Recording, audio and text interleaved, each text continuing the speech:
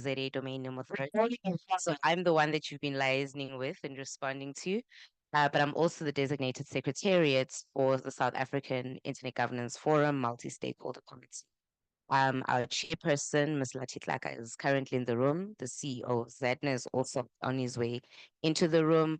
And I will then give to our chairperson to just welcome us. I know she's waiting for a podium, but it's currently on the way. We just need to start without it. So I'm just going to ask her to just come in while I go call the CEO so that we can start with the proceedings of the day. Thank you. Podium.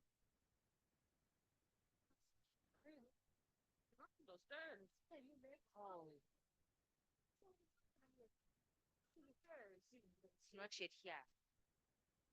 Let me go.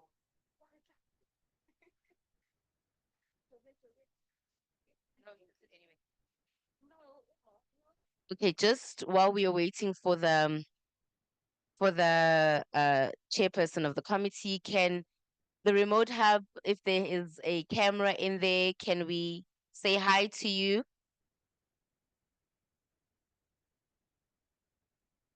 Is it possible?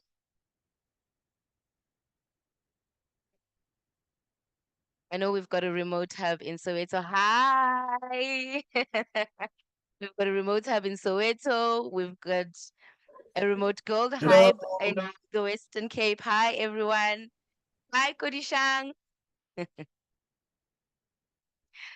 got a remote hub in the Western Cape. Is Girl Hype also online? Not yet. Okay, and we've got a remote hub in KZN. Is DUT also online? Not yet.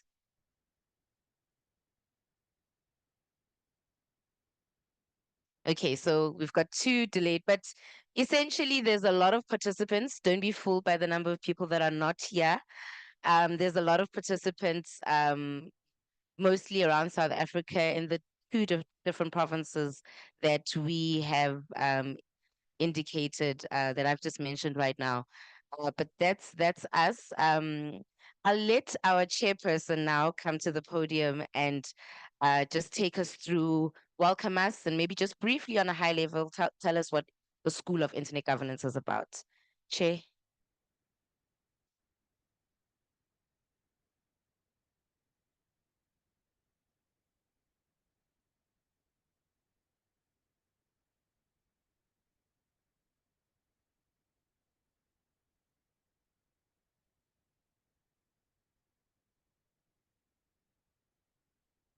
Good morning.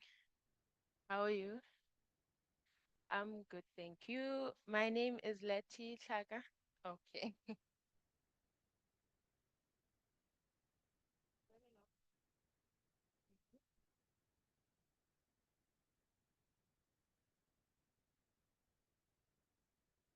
Oh, okay. No problem. Thank you. Okay, so standing in front of you is Letty Chaga. I am the chairperson of the South African Internet Governance Forum Multi-Stakeholder Committee. And yeah, my responsibility is very simple today. It's just to welcome you. And I would like to just greet all the colleagues in the room, the CEO of ZADNA, colleagues from ZADNA. I would also like to greet my colleagues from the Multi-Stakeholder Committee. I would like to greet, okay. Can you hear me? Okay. Okay, I would also like to greet everyone who's joining us from online. I hear we've got Soweto Remote Hub, we've got Girl Hype, we've got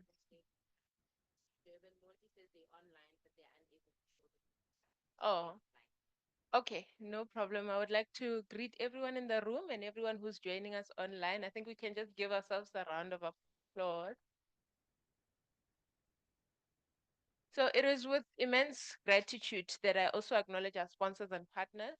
We have got various partners and it was showed before. And I'd also like to acknowledge Girl Hype for hosting the remote hub. ISSAC for hosting the remote hub. We wouldn't be able to have an event of this nature without our partners. I would also like to acknowledge ZADNA for taking up space in the digital industry. So today it is an honor to and privilege to officially welcome all of you, our esteemed delegates, to the South African Internet Governance 2024, School of South African Internet Governance 2024. The application to be part of ZAIGF is highly competitive, and having each of you here, either virtually or physically, is a testament to your dedication and potential.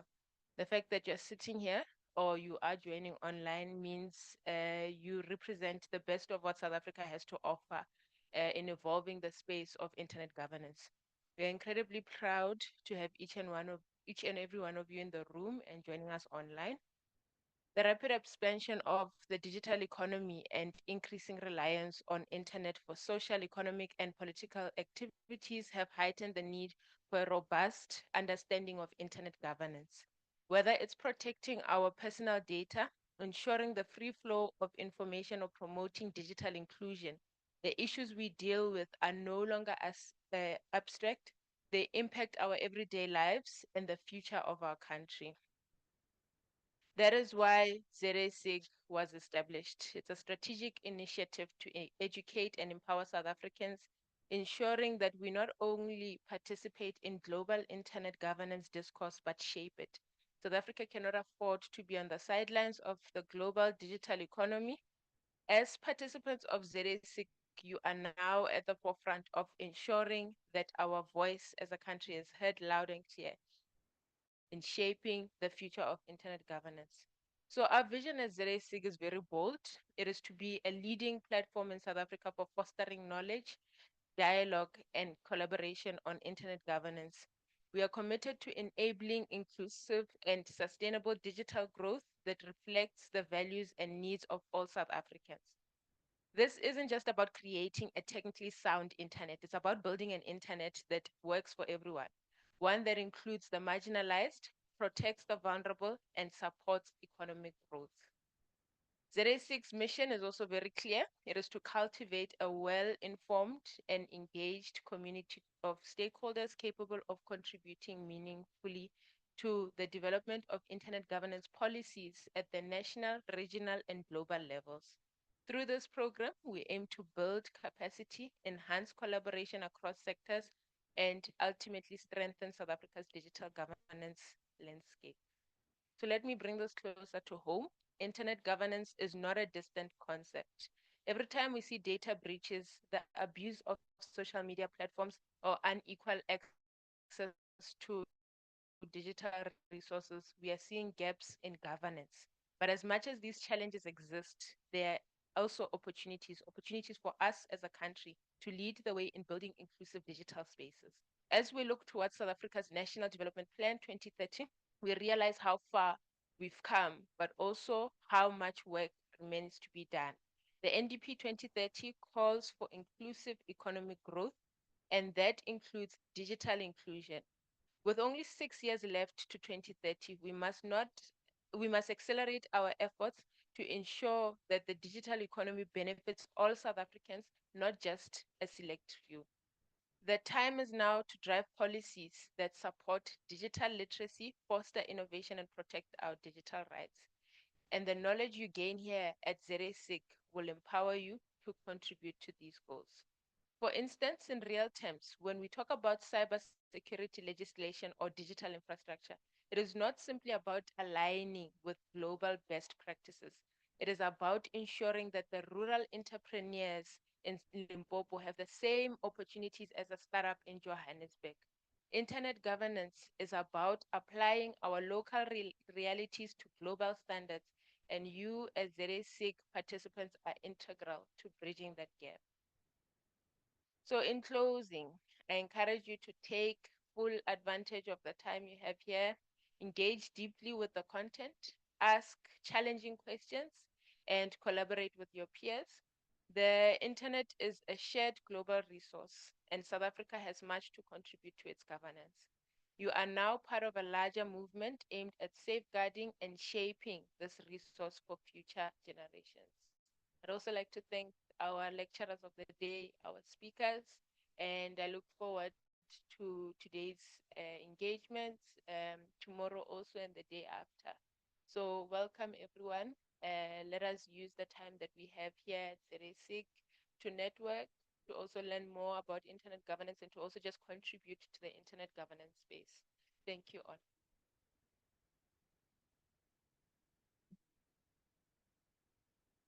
Thank you. Advocate CM has just gone out to go call the CEO, but we are increasing in numbers online. Still waiting for a few more people. They said I'm communicating with them as well. The CEO of Girl Hype is also in the room. So we are not seeing Girl Hype online. Oh, okay. Okay. Okay. So Girl Hype is also online. But yes, so that's as per our CEO. Let's just give a few more minutes to our CEO to join us quickly so that he can deliver the keynote address. Maybe we can get something from the youth, UN Youth IGF coordinator, Toko. Maybe you'd like to say something just while we wait for the CEO to come. Ms. Toko Mia, she's the UN Internet Governance Youth Coordinator. Please give her a round of applause. Good morning, everybody. It's my pleasure to be here and addressing, specifically representing the UN Youth Track on Internet Governance. So, of course, we're going to still be learning about what this specific space is, but we are a very dynamic group, global group of young people, youth mobilizers and leaders from all around the world. So I'm not the only coordinator. We are a cohort of about 30 people from around the world representing various regions, countries, and we basically advocate for issues of governance, specifically targeted at and relating to youth all around the world. We deal with a number of issues. You can look us up. If you go to the UNIGF page, there's a separate uh, tab that will send you to the work that we do. And we hold a number of events that are awareness, that are confidence boosting, that are community driving engagement events. And our prerogative is basically to defend the internet space, as well as to ensure that it is one which is diverse, accessible, and inclusive for all, that it is online and interoperable, that it is in line with Net Mundial, the Rome indicators, that we've got alignment now more so to the SDGs, the Summit of the Future, the Pact for the Future, and the Global Digital Compact. Um, and it is a considerable amount of information, but we're a very open, inclusive community. And there are many, many ways that you can get involved in the internet governance space, specifically from a young people's point of view. And also from a new person's point of view, because very often the youth track is an entry point for people to learn more about the internet governance space. So I think the word as itself is quite ambiguous, but it's very clear that it's a multi-stakeholder, it's community driven, it's influencing. Largely, we are made up of politicians and civil society, young people and lawyers and other activists, as well as students. And in this year, we opened up to younger definitions of youth. So we've got a global teen coalition on internet governance as well. That is for the minors, people who are under 21, under 18. And we've been working with this model in a representative form so that we can advocate for policy based on the interactions and conversations that we have within our groupings, within our working groups, where we have discussion and forum that we can actually take this information back to that group and enforce or advocate towards policy that is empowering and enabling for young people specifically. So in this way, we also advocate considerably for jobs for the future, and we advocate for inclusive policy forum discussions that include young people. And we're very clear about inclusion of young people because we believe that young people deserve to be at spaces like the UN, despite their age. The policies and programs that they are dealing with require for intervention from them, from us. We as young people need to be sitting at roundtable discussions when discussing topics that are related to our use of the internet, how we govern, how we interact with the online space, and what is beneficial for us. And very much a large part of our cry has been that as we work towards the SDGs, let us make sure that all young people are not only invited to take part in conversations, but that we have an equal say at those roundtable discussions, that we're able to deliver our perspectives and be respected while doing that. So it's not good enough to invite young people and say, okay, here are the youth. They were present here. We've met our parity obligations. However, it's a responsibility of leaders to say, here are young people, and we are interested in what they have to say, to allow them to deliver their points of view, because not only are our points of view valid, but we have a right to be represented. We have a right to speak. And it doesn't matter what age someone is within the UN framework. There is no obligation to be of a certain age. So when advocating for policy, we are very secure and empowering towards the fact that we think everyone should be included in this process. There are a large number of subjects that we get involved in, and our track is not broken up into specific special interest groups, but into regional activities. So the UN Youth IGF coordinators build 4 workshops around the world in the Europe region. The Eurolo is usually held at the beginning of each year. And then we've got the Africa IGF, Africa Youth IGF, that we hold our workshop at each year. This year it's taking place on the 20th of November in Ethiopia. And then we've also got the Asia Pacific IGF and the Latin American and Caribbean IGF, and the North American IGF, but usually there's an incorporation into that. And so with these 4 events, we try to focus on regional interest and topics of regional specification. So this year's African Youth IGF, we're going to be hosting a 1-hour workshop at the Africa Youth IGF that takes place as the UN Youth coordinators within that framework.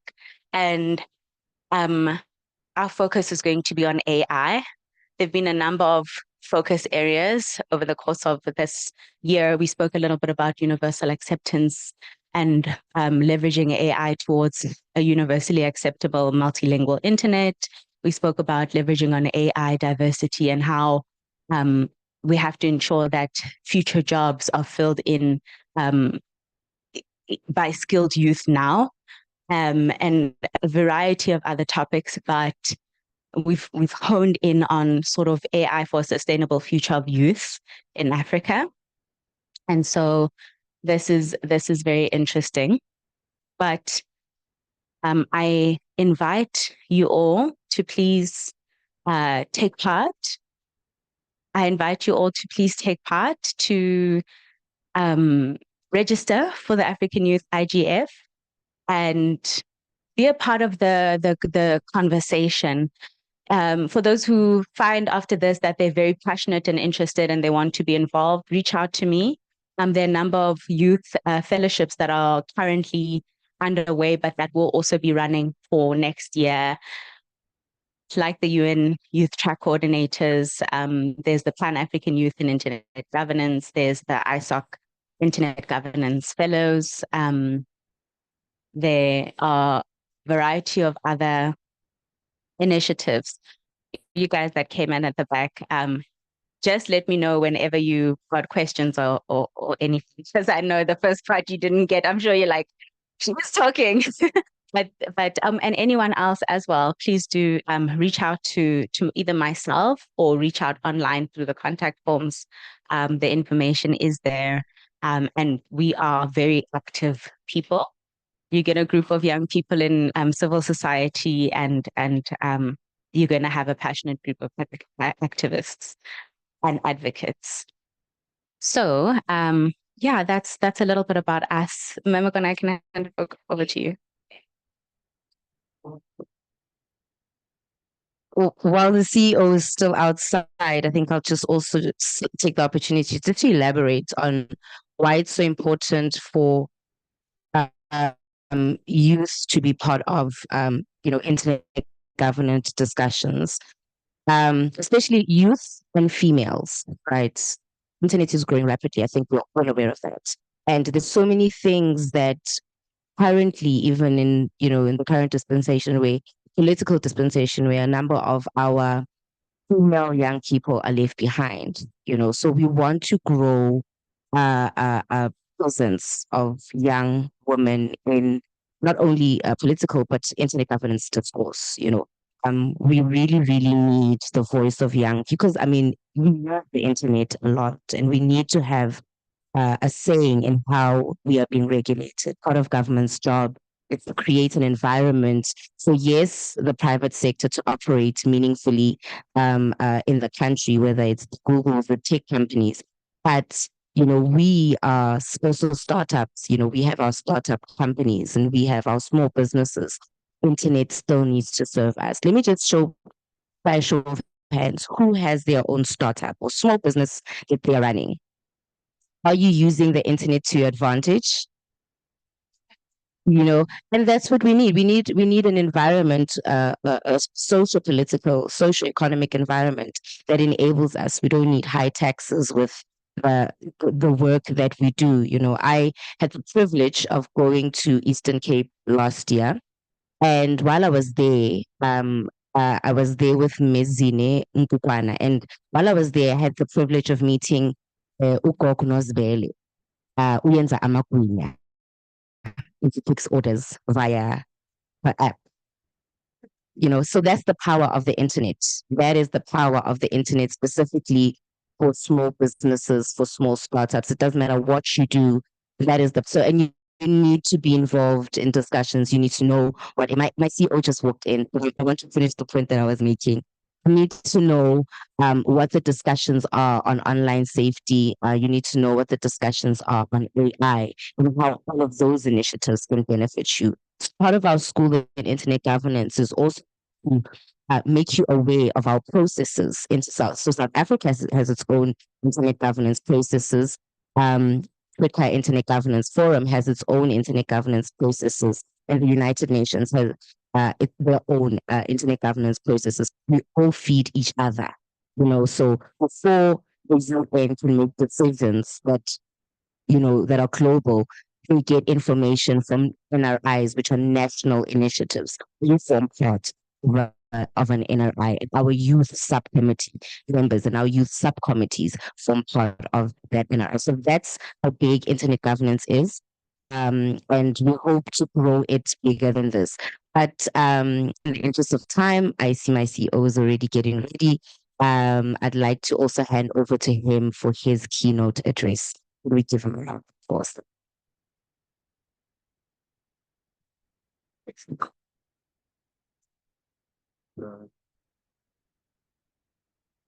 Good morning, everyone.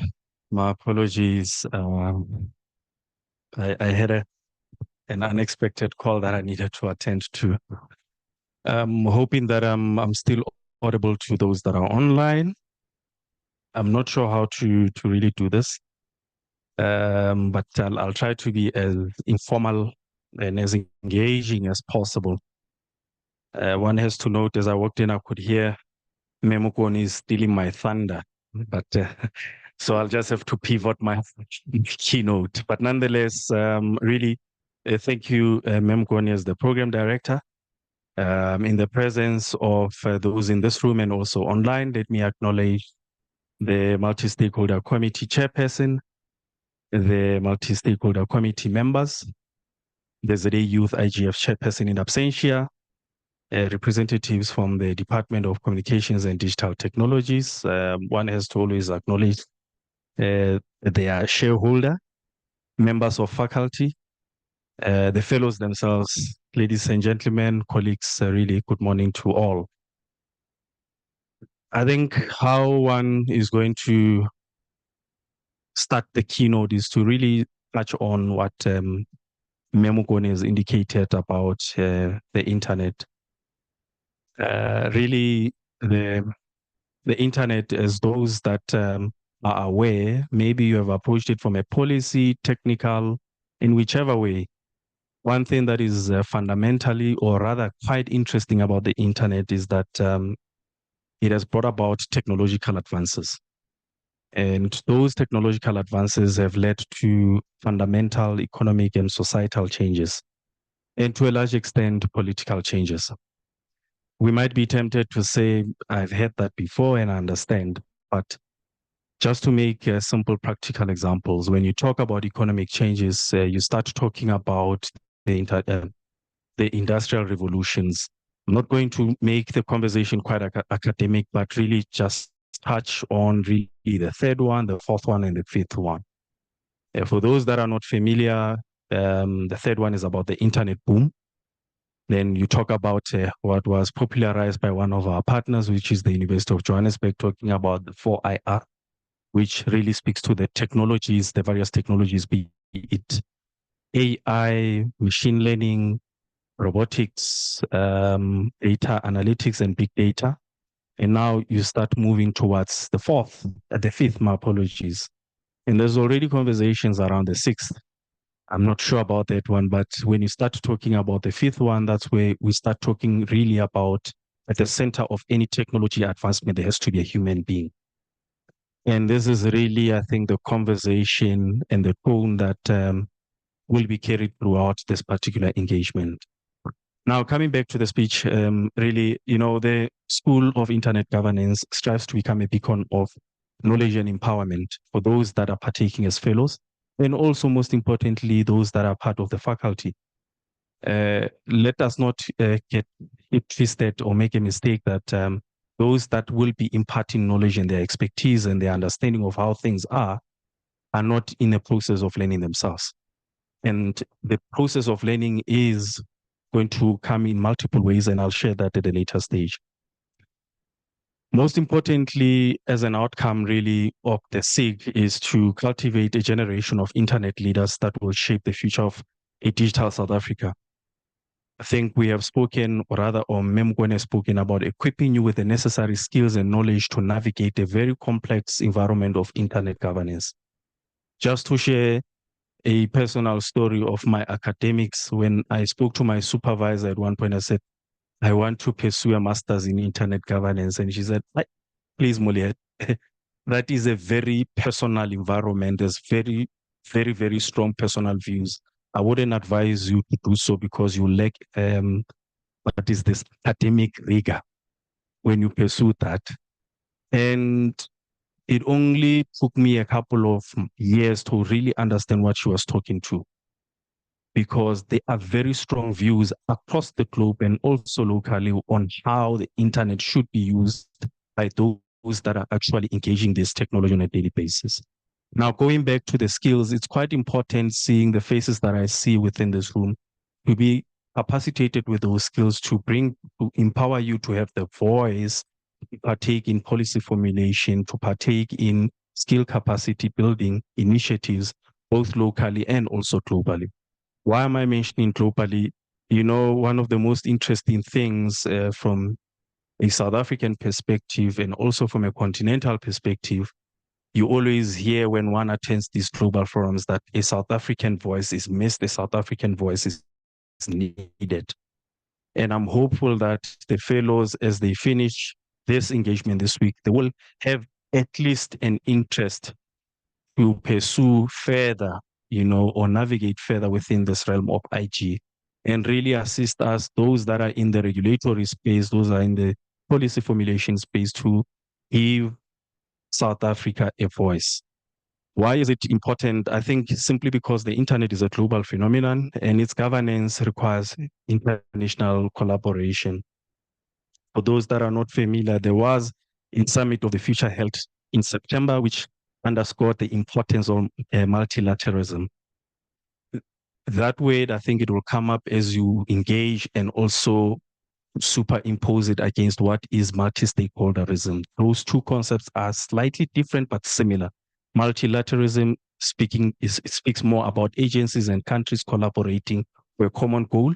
Multi-stakeholderism really speaks about having civil society, government, and private in one space, talking about a common agenda. And this is really what IG is all about, cultivating multi-stakeholderism. But interestingly, at the summit, there was discussions by countries and agencies speaking on how they can actually utilize the internet to empower their own countries and their own interest, and also protect human rights. As part of this, of course, there was an approval of the Global Digital Compact, which was a key outcome. And the aim is really to achieve an open and free and secure digital future for all. While, of course, one is discussing this, and I step into what Memukoni, the program director, spoke of, which is the UN Internet Governance Forum, which is really a vital platform of multi-stakeholder dialogue for internet governance issues. As mentioned, it brings together these various groupings of individuals on the same platform to start advancing a common agenda on how to really develop the interest of those specific constituents. It goes without saying, from the same spirit of the UN IGF, South Africa also has its national IG initiative. And this is in a form of the ZAIGF. And in pursuit of this ideal, we have the multi-stakeholder committee, we have the youth, and now I think they will share their own experiences with the fellows on how to navigate the space. As one moves on, South Africa has a crucial role to play in shaping the global internet governance landscape. Most importantly, emanating from our science is a leading voice within the developing world or the global south. We, meaning everyone in this room and those that are online, we can advocate for those that don't have a voice. Really, it's in pursuit of protecting human rights online, ensuring the internet remains a force of development. What is quite interesting about South Africa is the fact that majority of South Africans are youth. So it's quite important to have a youth voice. That's why I think something that's commendable by the multi-stakeholder committee is to set up the youth IGF in South Africa. Thus offering, youth within the localities of the country a platform and a voice to actually speak to policy development around internet issues. You would argue, why is it important? It's for a simple biological fact. The youth would outlive the old, and they are the future. So it is best if you carve and you speak to the future that you want to live in. And I'm saying this, you might be shocked as a 40-year-old, but I know for a fact, my aspirations as I'm classified as youth and Dala is that I have different aspirations than those that are actually 35 years. And you find within South Africa, there's a 35-year-old or even a younger person that has kids. Their future, they are grappling with different issues. So it's quite important to bring all of those individuals into one platform, which is this exact platform, start discussing the future that they would like to see. And as I conclude, ladies and gentlemen, really, I urge you to embrace this opportunity, engage and contribute in the future of internet governance in South Africa. The knowledge and skills you'll gain here will empower you to become active participants. And I hope, and I really hope and beseech everyone in here, once, of course, you have taken this, participate and become members of some of, I think, the organizations that will stand in front of you and speak to you. And this, of course, will ensure that we are shaping an inclusive, equitable, and a beneficial digital future. Of course, lastly, one is to really thank the Department of Communications and Digital Technologies, MICC, the University of Johannesburg, Internet Society South Africa, Dell Hype, and NGO SA for making this happen. And of course, the ZADNA team, I have to acknowledge the team, otherwise I'll deal with ER issues at the office. So I do see you colleagues, and I tip my head to yourselves. You made this happen, and I appreciate the difficulties that you have to endure, and kudos to yourself, and all the best of luck to everyone here. Thank you. Thank you, CEO. So we are waiting for Miss Anya Gwengo, I'm saying it correctly. She's currently situated in Switzerland, but her presentation will only start at 11. And we are meant to be going out for tea between the CEO's welcome address and now. But I realized that if I let you go for tea now, you have an hour for tea. So I'm just going to use this opportunity to just throw around a little Q&A. And online participants, you're most welcome to join us for this as well. For you guys to ask questions about what you now understand as internet governance. So you are, I mean, I think my colleagues that are monitoring the online platforms will help me. But I just need to get a sense just from that, because I'm assuming that the concept is fairly new to most of you, even though you guys are in the ICT space, and that you will be introduced to some very big terms from both a policy and operational perspective. But just from the introductions from myself, the CEO, Ms. Lati, what did you understand of it? And moving forward, what would your ambitions be? Just I don't know if anybody's online. You can raise your hand for anybody that's online. Anyone? Okay. Oh, yes, there we go. But just for discussion, so that we don't have an hour-long tea break. Just from that, what would you like to say? Good morning, everyone. My name is Matapelo. Sisi, to be quite honest, I'm just a girl was in I was invited by a friend of mine I met who lives into some business. To sell it. So I'm not familiar with internet government. It's the first time hearing about it. But what I like is that you guys have mentioned that as an entrepreneur, I was a makas, as well as being a female in this industry. We have a voice.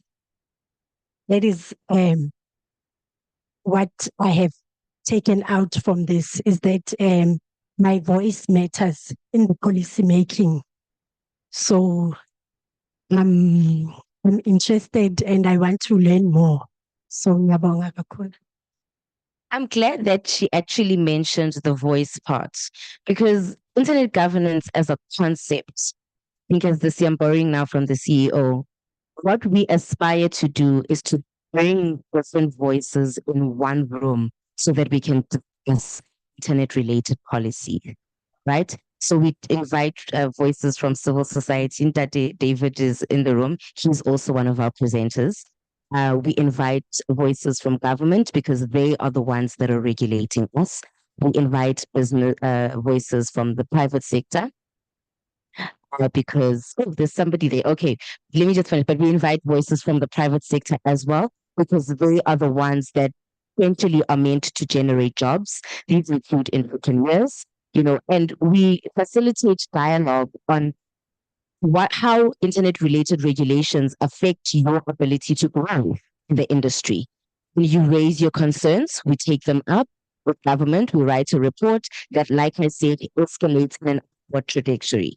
So so your voice really does matter, because how we regulate the space affects your ability to be an employer of the next group of people that are looking up to you, your ability to develop in that space. But I see this is Remote Hub Soweto, and there's a question, so I'd like to hand over to them for their question. All right. Good morning. My name is Geronimo Libina, and I'm also from here, Safe Hub. And I'm a young person who was recently, I'm a young person who is studying his own project, basically in the digital energy space, where I'm creating my own battery storage solution. It also incorporates the digital part of things. And yes, I've heard of the space of IT, internet governance, and I've participated in a class which I found so interesting, by the way. But however, I heard the lady who was speaking on the background saying the youth is engaging the youth. But however, I don't hear the space of the male side of perspective, and also that being in the youthful space, what is it that this whole society of the government's internet governance can do to create a channel or a pipeline to actually incorporate the youth, not just to come and to hear and to let go of what the valuable information that that they've gotten and gained, because it becomes pretty much a dormant information. So I personally thought maybe, or raise a suggestion of saying, this shouldn't just be a talk of valuable insights, but create a channel, a pipeline where youth is involved. There has to be a somewhat of a token of their input, and learn how to regulate the internet governance, because now these things, they are being regulated, but they are being regulated for us without hearing the input of what the youth holds inside in their country. You understand? So I would pretty much ask and create some sort of a pipeline and a channel for the youth to be registered in a specific way, or recognized in a specific way, whereby they will then have their voices heard. Because I've also noticed that the government depends or likes numbers and believes too much in numbers. However, you also need a belonging. So now if you come as an individual, like I did previously with myself, nobody took me to the head, except that I had to belong somewhere so that my voice could be heard. So Grouping. this I would also like that to be formulated in a specific sense, that this shouldn't just be a one-on-one thing and then we all disappear and come next Yeah. round, but create a working body even for the youth. Thank you. Okay. I think what you're panting there is inclusion of youth, inclusion of males. I think, don't take offense to the whole, emphasis of females dominating the space. There's a need for male dominance. There's a need for not dominance, but a need for male participation, right? But I'm going to let my CEO answer that. But I hear what you're panting is inclusion, and inclusion, and even inclusion of males. CO? Yes, as well. And I've also noticed that there's a lot. Yeah. Okay. I think it's like Memkwani said, it's a loaded statement, and I'll try to answer it this way. In part of my address, I did note that please make sure you become a member and an active participant of organizations like Internet Society.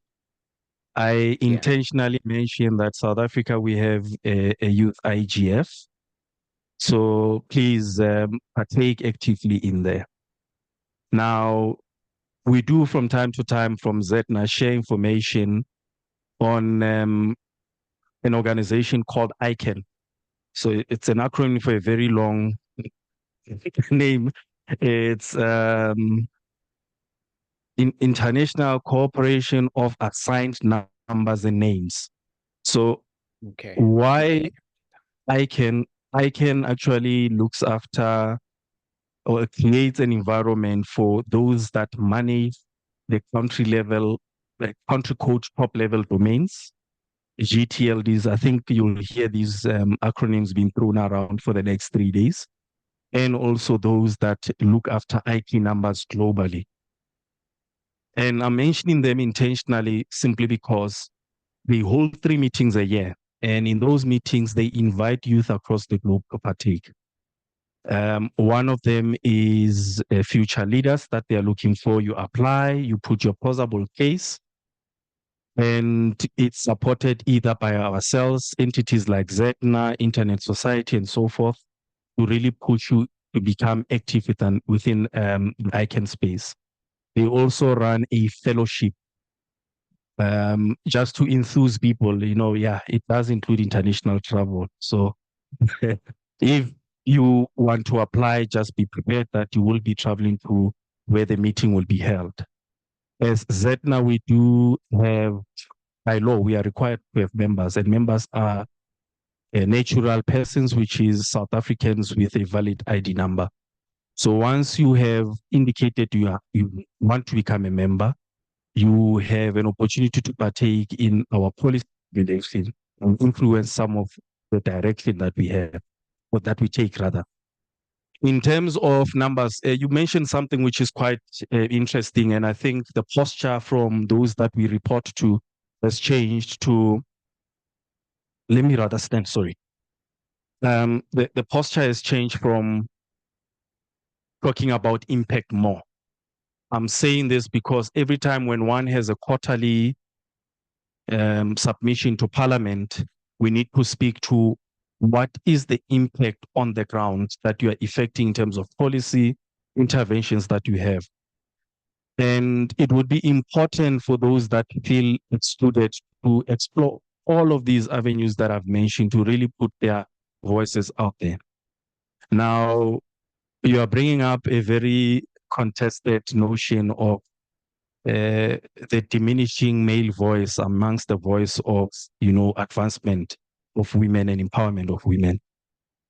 I do not think we need to take it in that manner. However, it does not mean that we do not have to have a male voice represented in these forums. I think it's quite important to continuously to always educate and empower the boy child, as much as we empower and prioritize. Keyword is prioritize women's needs. And that is the balance that we need to strike off. So I think with those few words, Cedric is here, Zandi is here. They can take down people that are interested to become members of ZADNA. Thanks. Thank you. There's 3 questions. I'm going to take 2 questions or 3 questions before we break for tea. There's a question online which reads, I'm a digital journalist and from Koli Swakali. I'm a digital journalist and I have always wanted to know who implements and how are the policies created for internet governance.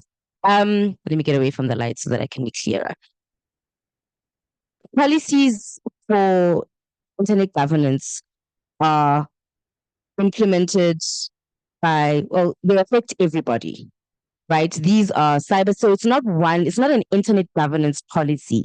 There are a number of themes within internet governance. These include cybersecurity, right? These include AI. I think you are aware, the Department of Communications and Digital Technologies has recently launched their proposed AI framework, but they are currently starting the process of, see the 2 gents laughing, AI experts in the room. They have launched the AI framework. They say that the policy process is yet to start. Am I correct? Yeah, so the framework is just a high level of what they intend to regulate, but the specifications of the regulations are still to be. And I think you share the sentiments that I share about the framework itself. That's fine. Let's leave that for another day. But that's trying to answer Koliswa Ali's question, to say the policies or internet governance related policies created by the Department of Communications. There is a policy recently launched by the Department of Public Service and Administration for digitizing public sector administration. So they have their policy. So There's a custodian for each policy depending on what the policy is. Digital aspect of it affects DCDT, but it can be created by any department. Policies affect everyone living in South Africa and anyone that interacts with us, either from a business perspective or an entrepreneurial perspective. They affect us all, right? So implementing them one way or the other, because we are affected, we are likely to be the ones that are implementing them. Business is likely top priority to be implementers of policies, but by virtue of them affecting us, we are also implementing them. I'm going to take this question before I go to the chair, and I think there was another question this side, and then we'll break for tea. Okay. Hi everyone. My name is Mboforo Jennifer Sambogo. I come from the private sector. I've been in the IT space for about almost 10 years now, and I think the internet governance is basically a new topic for me. Even though some of the frameworks basically touch on some of the work that I currently do within my designation. And for me, I'm particularly interested in one of the things that I think the CEO of Girl Hype mentioned with regards to you being part of the African Internet Governance Forum, whereby the focus is going to be on AI. And I love the fact that you're going to be implementing the ZA Youth, because from a personal perspective, I'm a chapter lead for an organization called She Code Africa. And I think this is something, and the location that I'm basically volunteering for is the Member District. Because I aim to bring more young girls into STEM, specifically from rural, marginalized communities, because I always feel like their voices are unheard. So I like the fact that you talk about inclusivity, and I think this is something that I would want to basically implement within the chapter. So this is basically just a comment on my side. Thank you. You know what worries me, and I think maybe this just creates a lot of work for our committee and for us as ZADNA, as the Secretariat, is that the concept of internet governance is new to two people that have spoken within the hall. It's two people that are saying we deal with internet governance related issues, but we've never really fully grasped what internet governance is, which means that there's a need for us to be visible everywhere. There's need for more work and getting information. And I think maybe with our chair being in the room as well, and the youth chair hopefully online, this raises us to say there's a lot of work that we still need to do in order to make sure that people are aware of what internet governance is, and just what internet governance can do. Thanks. Morning, everyone. Hope that you're well. My name is Mthatse Ignatius Kiviti. I'm new to this criteria and everything, but I would like to know is that seeing that you're trying to empower people, is that the empowerment of creating jobs, or is it the empowerment of giving them certain skills to become entrepreneurs in their own workspace?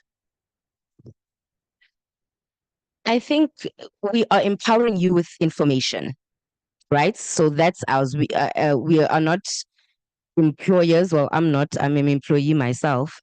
So we are empowering you with information, value add information that will allow you to navigate, whether it be your business or your family or your personal capacity, digitally. That's what this dialogue is about. It's to empower you with information so that you can participate in discussions related to internet governance or internet governance sub-themes, depending on where you're coming from, right? One of the topics the presenter is cyber psychology. It's a new phenomenon. I think there are two cyber psychologists in Africa. There are two cyber psychologists in Africa, right? One of them is in the room. But with that said, he's here to empower you information on space cyber psychology, right? As we're developing in this digital space, there's a lot of new concepts that are going to emerge that will affect you in your individual capacity, in your entrepreneurial journey. If you're an employee, they will affect you. If you're an employer, they will affect you. And that's what this school hopes to empower you. So it's not certificate for you to be employable. It's not, it's a certificate to say that you've been through this journey, you have the necessary information, you can be employable.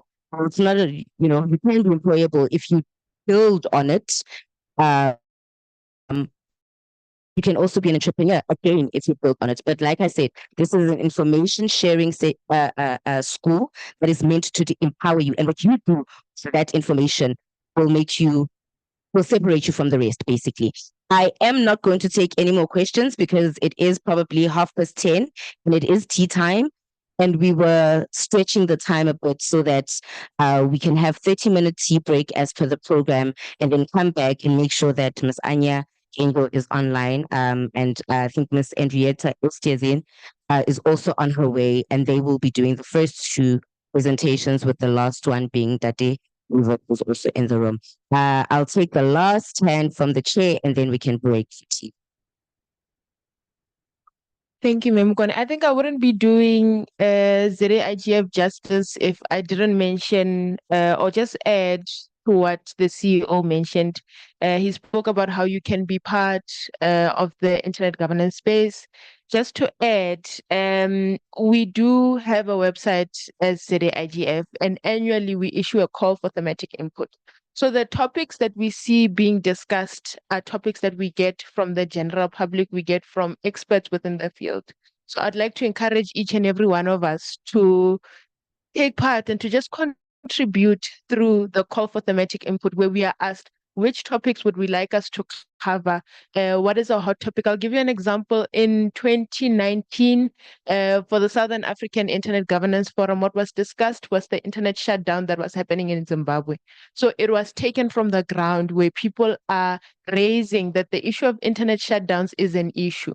So the same happens with ZAIGF, where the topics, we don't give topics, but ZAIGF is a multi-stakeholder platform where it's not just about the multi-stakeholder committee that has been elected, but also about the general public and the views that we have when we speak about internet governance.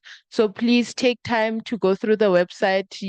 I don't know if you can subscribe to the mailing list, but we also need more people in the room where the representation is not the one that is on the ground. We need to represent more people.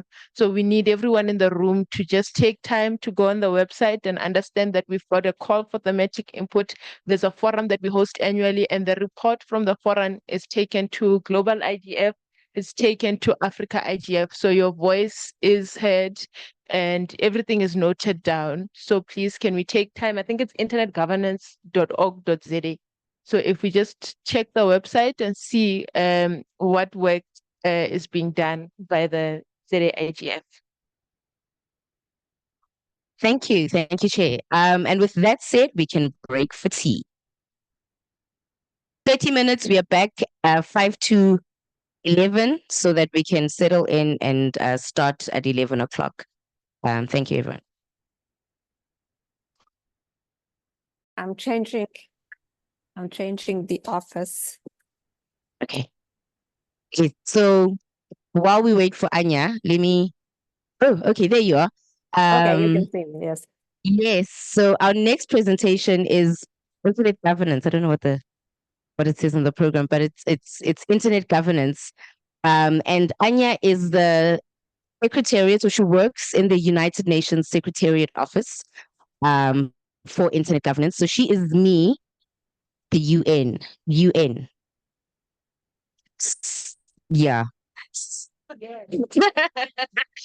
Well, I'm her at you. That's the one.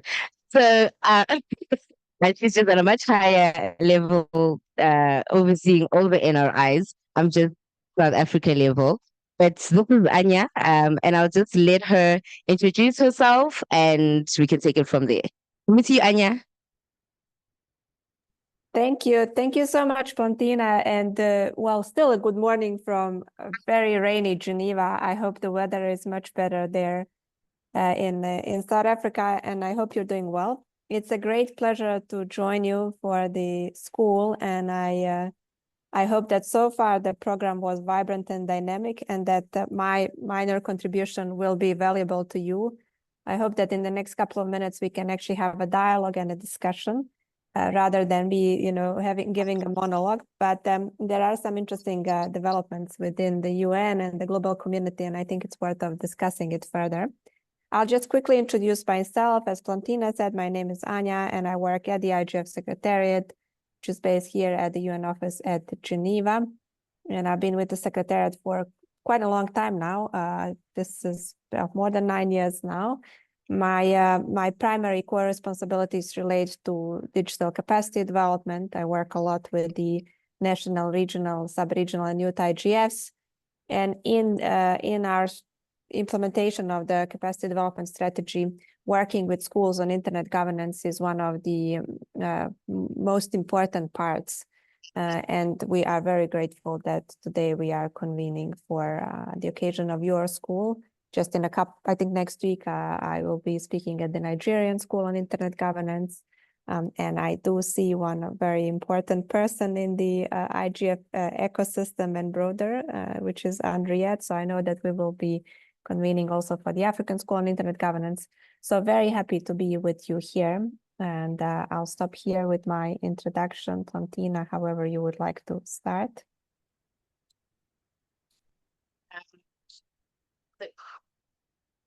Hi, Anya. So if you have a presentation, just to take them through internet governance processes, I'm just handing over to you.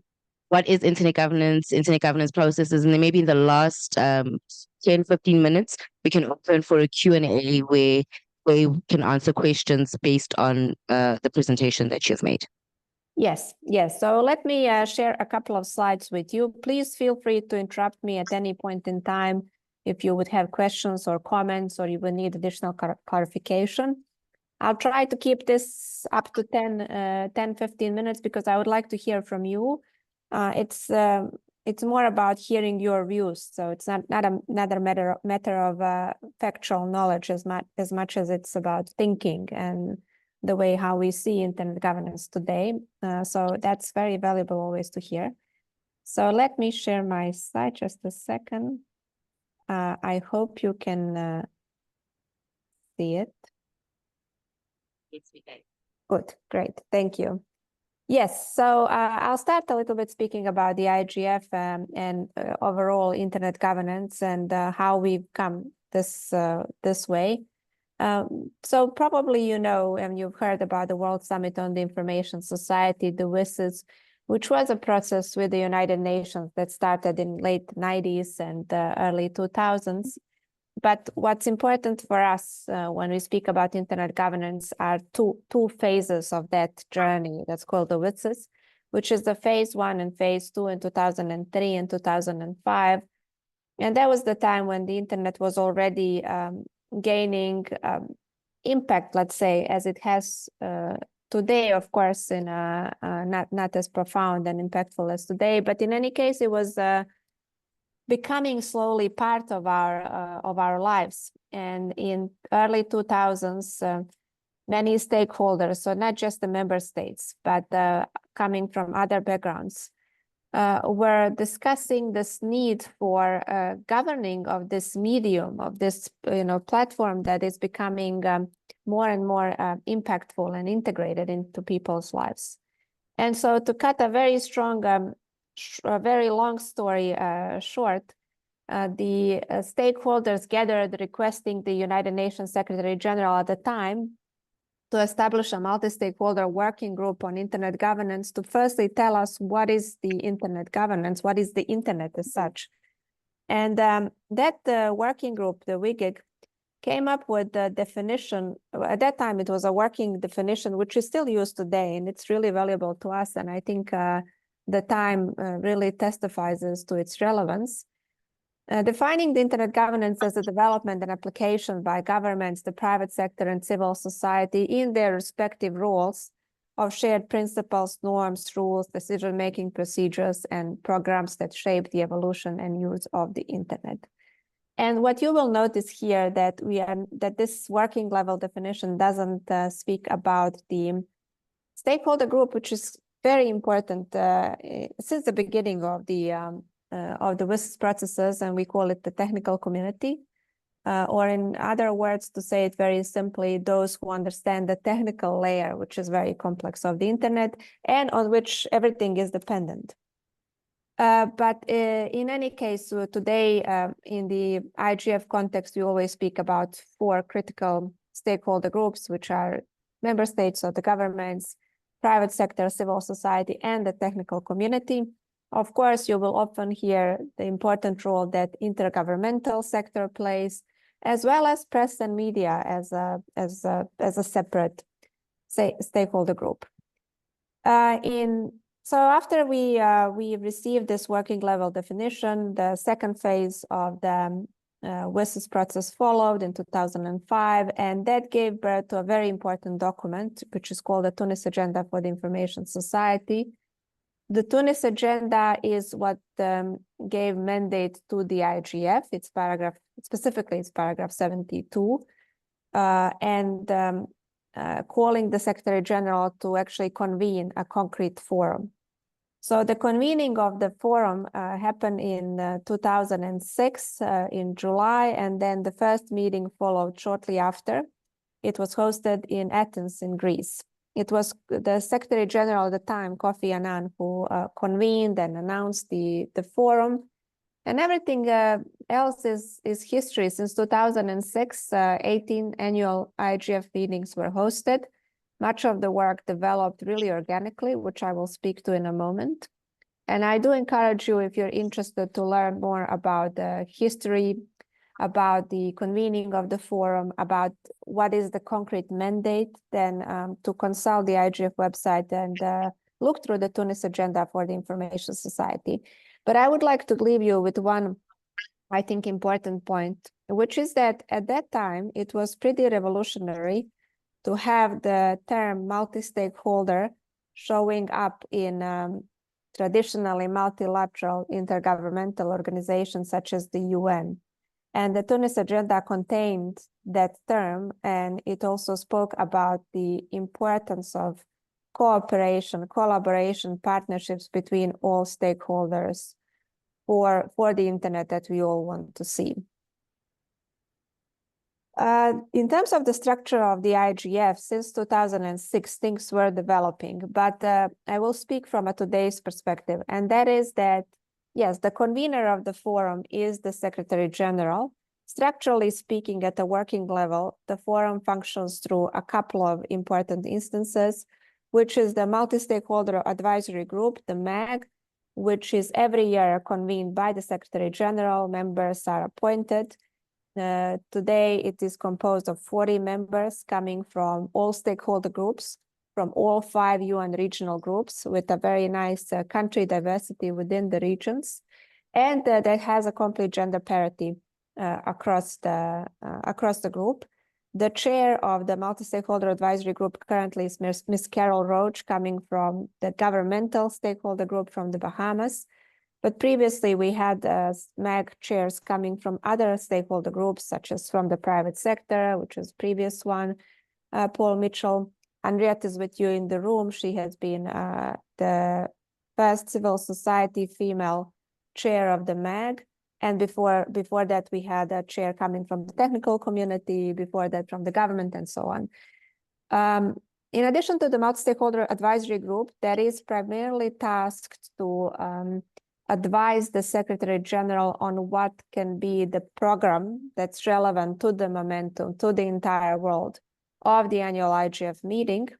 We also have the leadership panel. And so the leadership panel is a newer structure compared to the Multi-Stakeholder Advisory Group existence.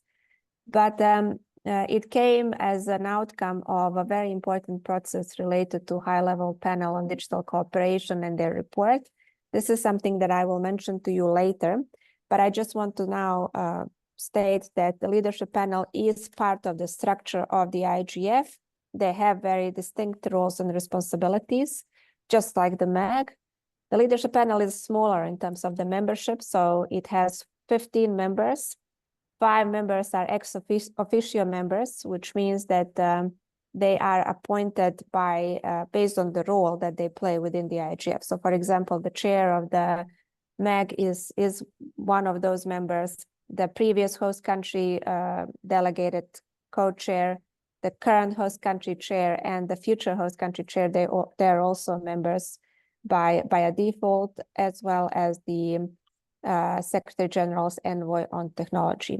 But other members, 10 of them, they are appointed by the Secretary General through a nomination process. It's an open public nomination process, mirroring the MAG's process as well.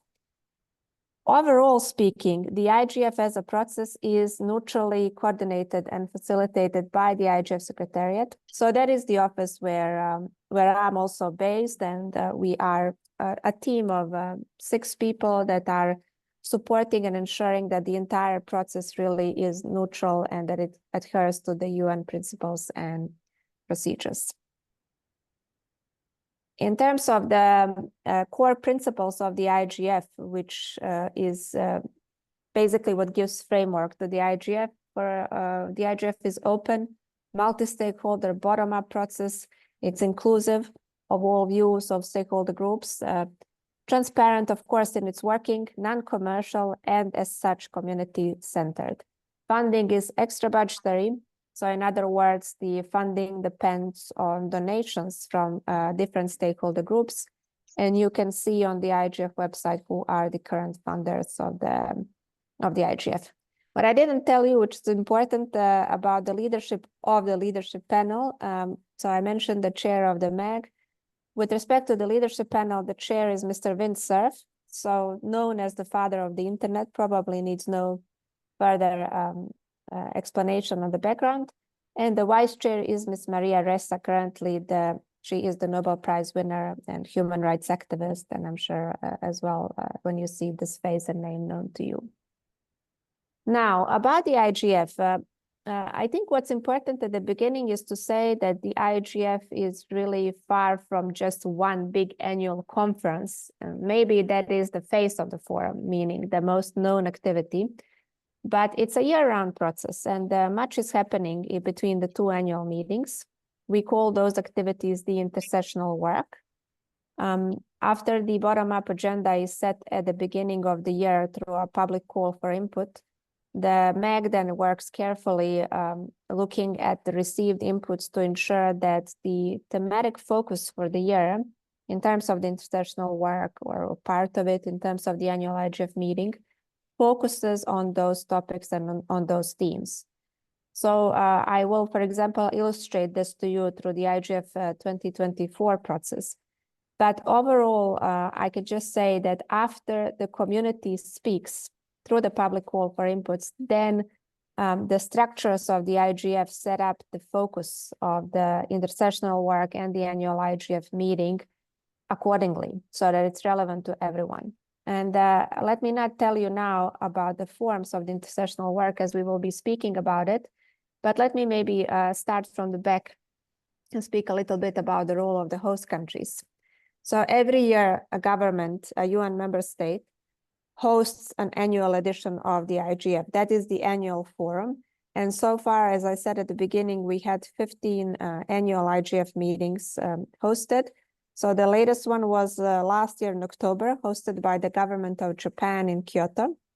And this year, we are now preparing quite intensively for the 19th annual IGF edition, which will be hosted by the government of Saudi Arabia in Riyadh from 15th to 19th of December. This is overall how basically dynamic the annual IGF meeting looks like. It is a gathering of 5 days that gathers more than 9,000 stakeholders, both on site and online, counting from more than 175 countries. All stakeholder groups are present there. And it really allows for a very vibrant discussions on what the world see for the year on internet governance priorities. For this year, preparing for the IGF in Riyadh, as I said at the beginning, I would like to illustrate to you how the bottom-up consultative process works on the basis of the example of this year. So the 19th annual IGF meeting is, the agenda is developing according to the overarching theme, which is building our multi-stakeholder digital future. And the public call for inputs that was launched at the beginning of the year resulted in a couple of areas which the MAG saw as critically important to people, and therefore decided to have 4 main sub-themes for this year's IGF, against which we then call for session proposals. So I hope you can see on this slide that the priority, it seems, for the world for this year is about harnessing innovation and balancing risks in the digital space, about enhancing digital contribution to peace, development, and sustainability, advancing human rights and inclusion in the digital age, and improving digital governance for the internet we want. Let me give you just a little bit background on the latter.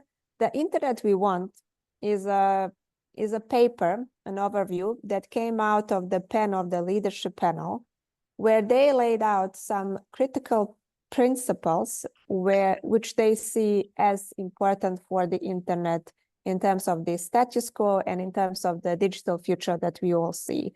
So it's quite a robust paper, and I encourage you to maybe visit the IGF website to look more detailedly into the paper.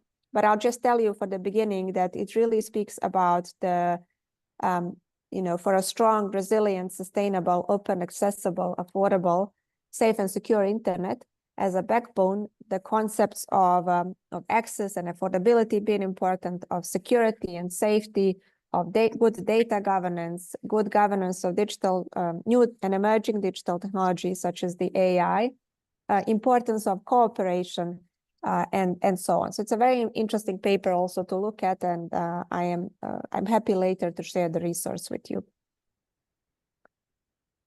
Now I would like to say a little bit about the intersessional work, about the capacity development, with a particular focus on this year's activities.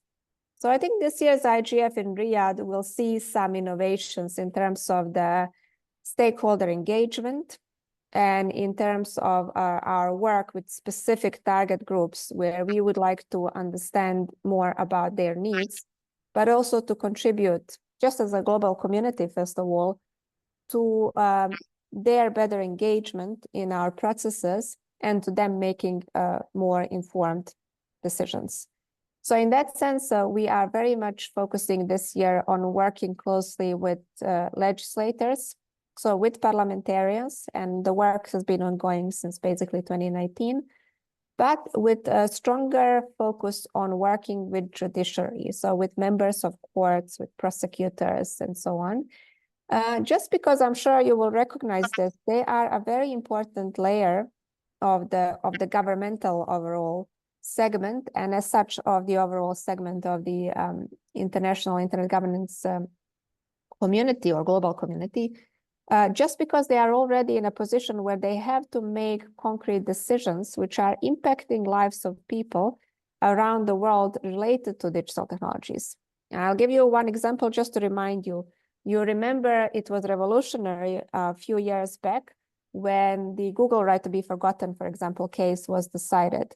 It was a very complex case which created completely new practices for people and for tech companies with respect to people's human rights, of course, such as right to privacy, but also right to be informed and so on, and to have autonomy in the way your human rights will be exercised online.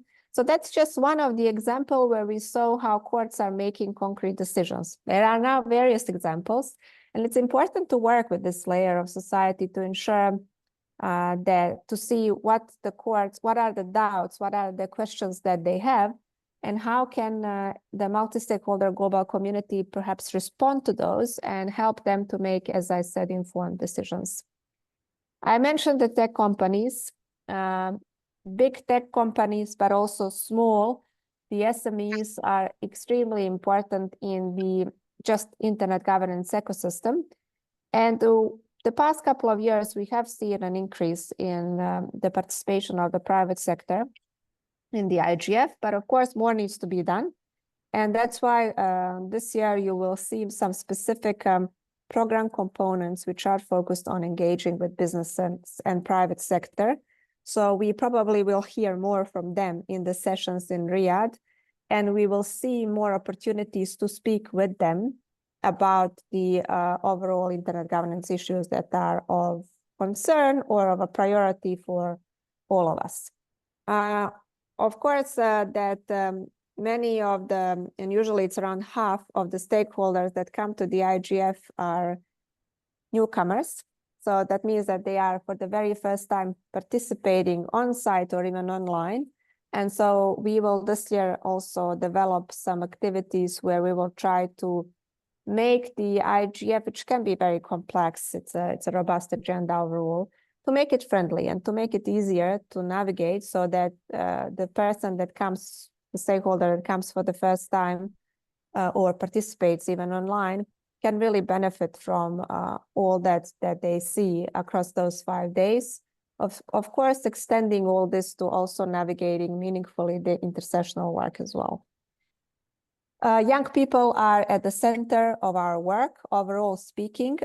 We see young people as the next generation of experts and leaders, but as our current partners, as someone who we work very closely with to understand what do they see as a problem in internet governance ecosystem, how do they see possible ways of navigating solutions, ways forward, and just trying to have this new generation which are energetic with ideas, the majority with time becoming more and more digital natives, just challenge the current generations of experts and leaders, especially decision makers, all with the goal to ensure that we make good decisions and progress in ensuring that the internet serves all of us for good and that it adds to the world's sustainable development.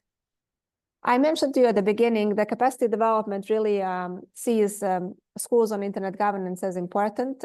There's a dynamic coalition that works, and I'll explain what is the dynamic coalition later, that works specifically for schools on internet governance. The Secretariat is present, cooperating with schools as much as we can. For example, like today that we are privileged to speak with all of you, but also, for example, if there's a need for materials, we are happy to contribute there as well. We're also working, for example, last year, I'll give an example, we worked with the African School on Internet Governance to try to see how the parliamentarians participating in the parliamentary track of the IGF could benefit from that good program. And so the cooperation opportunities are different, but overall, as I said, very important to us. Let me just go further a little bit in the interest of time. Now, I mentioned to you some of these words. These are buzzwords in the IGF, but they're actually simple to I think, understand the background of it. The intersessional work, as I said, the work happening in between the 2 annual IGF meetings relates to the capacity development activities we do, but also to our work with the national, regional, and sub-regional and youth IGFs, and the work happening through the intersessional work. So the intersessional work relates to best practice forums, policy networks, dynamic coalitions. Those are all specific forms of the work that is community-centered. The IGF Secretariat holds the pen for most of these, meaning that we are ensuring that the process develops in line with the IGF principles that I mentioned to you at the beginning, and that the outputs are produced in a way that is relevant to the people, that contains concrete language, that has its multi-stakeholder background in terms of the views, contributions that are represented in it. So, for example, best practice forums really are platforms that serve for multi-stakeholder exchange of good practices on a topic of interest. The MAG this year decided that we will have a BPF on cybersecurity. So we are looking at cybersecurity agreements and norms between on cybercrime legislation between various countries and regions that exist in the world, trying to outline good practices and motivate these in need for good practices to advance their cybersecurity landscapes. In past, there were other BPFs as well. They are listed on the IGF website, but I'll mention to you a few. So we had a BPF, for example, on gender. which was important to us, on IXPs, IPv6, and so on. Policy networks are similar to the BPFs in terms of they represent multi-stakeholder platforms, inclusive platforms for an in-depth exchange of views on broad internet governance topic that is of global interest. This year, we are having 3 policy networks focusing on internet fragmentation, meaningful access, and artificial intelligence. And then the dynamic coalitions that I mentioned. So those are also open, multi-stakeholder, community-driven initiatives of dedicated experts, stakeholders, which are gathering to explore a certain internet governance concrete issue or a group of issues. So for example, if you're interested in blockchain, child rights online, domain name system, or Internet of Things, and so on, then you can explore joining one of these dedicated dynamic coalitions. They all have their structures in place, meaning they have the chairs, co-facilitators, they have their networks of stakeholders already in place. And everything you need to do, if interested to DCs, PMs, BPFs, or anything else, you just have to visit the IGF website, subscribe to the dedicated mailing list, and contact the IGF Secretariat so that we can put you in touch with the colleagues in charge of running these processes. I hope to see you in Riyadh. I won't go much in detail about the concrete agenda, just because you can see it on the IGF website, and in the interest of time, and I want to focus a little bit on the broader IG initiatives within the UN. But just very quickly to mention that in addition to the global IGF, there are also what I mentioned already, the NRIs, so the local IGFs at the level of country, region, or just focused on young people. There are more than 170 now officially recognized NRIs. For example, yesterday there was a wonderful Indian Youth IGF happening. Soon we will have a couple of national IGFs happening in your region. So you can visit the IGF website calendar to see which one is coming up and consider joining those meetings. As far as I know, the African IGF will be later in November. That's a wonderful opportunity for your region to connect across the continent and just understand what are the topics that are being discussed, but also to contribute with your own voice to those important topics.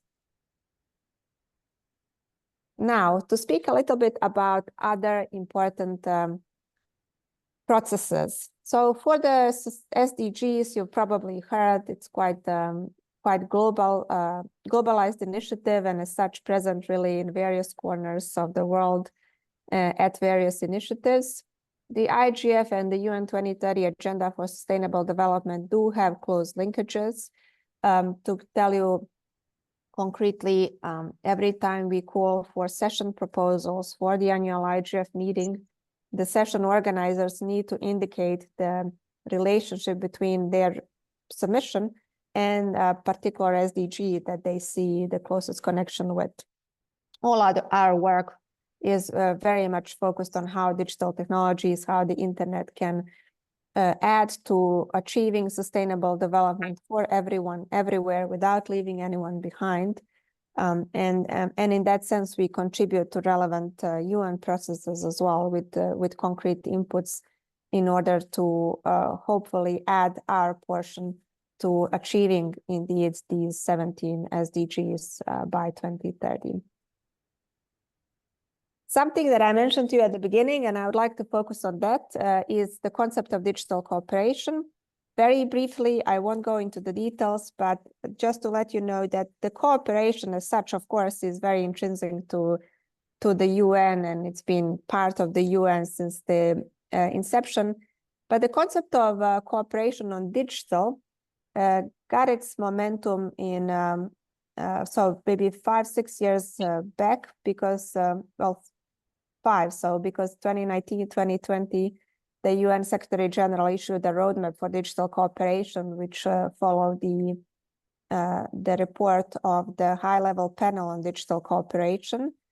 And that was a very important document for the IGF and overall internet governance, because it spoke about the role of the IGF and the need to improve it, to advance its modalities, including the work with the NRIs, for example, as well. The leadership panel that I mentioned to you at the beginning is actually one of the concrete outputs of the roadmap for digital cooperation, who called for a high-level multi-stakeholder body that can make the IGF even more impactful and can advocate for its follow-up mechanisms and application of its outputs at various levels. Another process that I would like to mention is the Our Common Agenda. So the Our Common Agenda is the report that was issued by the Secretary General on the occasion of the 75th anniversary of the United Nations. And the report at the time also called for the IGF to adapt, innovate, and reform. But it spoke broadly about the importance of digital and about the importance of us governing digital technologies just because they are part of our life. You will see in Our Common Agenda, for example, that there are concepts of universal access as well, which is also very important and something that the global internet governance community speaks a lot about. And at that time, Our Common Agenda called for the Summit of the Future to agree on the Global Digital Compact. Your school is hosted at a very good timing because the GDC is already adopted. It was adopted just a few days back. This was the vision from the Our Common Agenda with respect to the Global Digital Compact that at that time was envisioned to be adopted at the Summit of the Future. Series of consultations were hosted by the, at the time, GDC appointed co-facilitators to understand how the global community sees the concept of shared principles for an open, free, and secure digital future for all. And all that resulted, as I said, in adoption of the GDC just 7-8 days ago, where of course, through the mechanism of the UN member states, the GDC was adopted as a broad framework for the global governance of digital technologies and specifically also of the artificial intelligence. This GDC comes more than 2 decades after the WSIS processes that I mentioned to you and the Tunis Agenda for the Information Society. And it comes at a good momentum as we are now preparing for the 20th anniversary of the World Summit on the Information Society. It is a critical milestone and that promises the next couple of months to be very busy for the global internet governance community and with that for the IGF as well. I mentioned to you at the beginning, the IGF is an outcome of the WSIS processes. So every time the WSIS is reviewed, the IGF's mandate is reviewed. Last time it was reviewed was in 2015 when the General Assembly decided to extend its mandate for 10 years. And now in 2025, we will be again witnessing this important momentum where the General Assembly will be speaking about the IGF's mandate and how to go forward with it. Before we reach that concrete point in time, which will be in the second half, last quarter of the year next year, there is expectation that there will be a number of activities in preparing for the WSIS Plus 20 and the review of the IGF's mandate, which also includes looking at the extension of the mandate of the IGF. We will be speaking a lot about this the IGF in Riyadh, and I will not go now into the specificities of concrete plans for WSIS Plus 20, but in any case, I want to leave you with this important point because you will be active, hopefully active voices in consultations over the WSIS Plus 20 preparations, including at the IGF in Riyadh. I don't know if we will have time for Q&A because this took a lot of time, but I want to, there's much of the things that, of course, I didn't have time to say, but I hope at least I opened a little bit of your interest or prompted your interest for exploring more. IGF@un.org is our email address. I hope you can write to us with more information, connect with us, and we can guide you from there how to be part of the IGF's intersessional work and, of course, of the IGF in Riyadh this December. Thank you. Thank you, Anya. Can we please give her a round of applause? We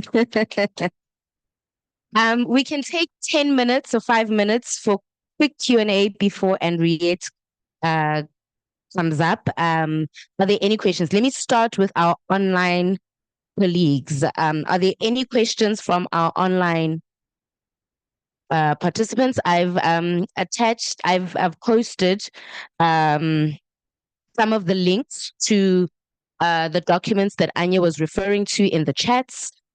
So you have access to them. But if there are any questions online, we can start with you before we move into the room. Let's start with the Soweto Youth Hub. Are there any questions from there?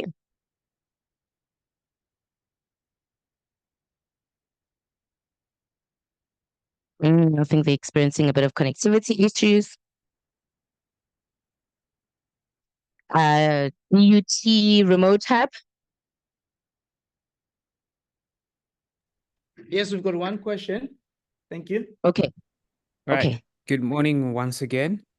Yeah, my question is, in this case of okay, let me start first with the one. Are we running away from accepting the digital space for free internet? Hence, the houses must be obliged to pay levies.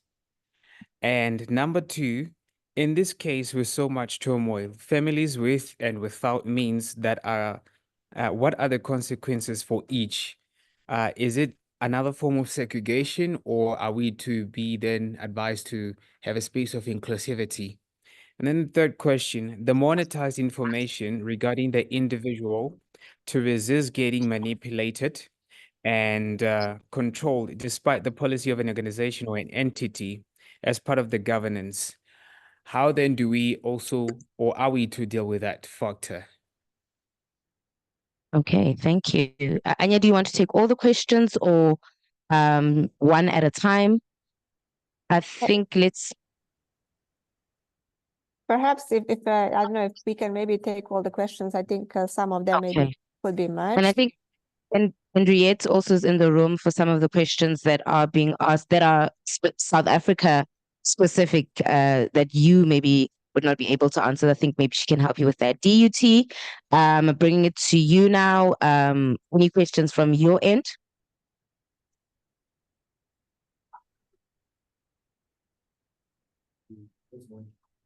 Okay, I see someone from DUT standing up. Yeah. Yes. Hi, everyone. Hi.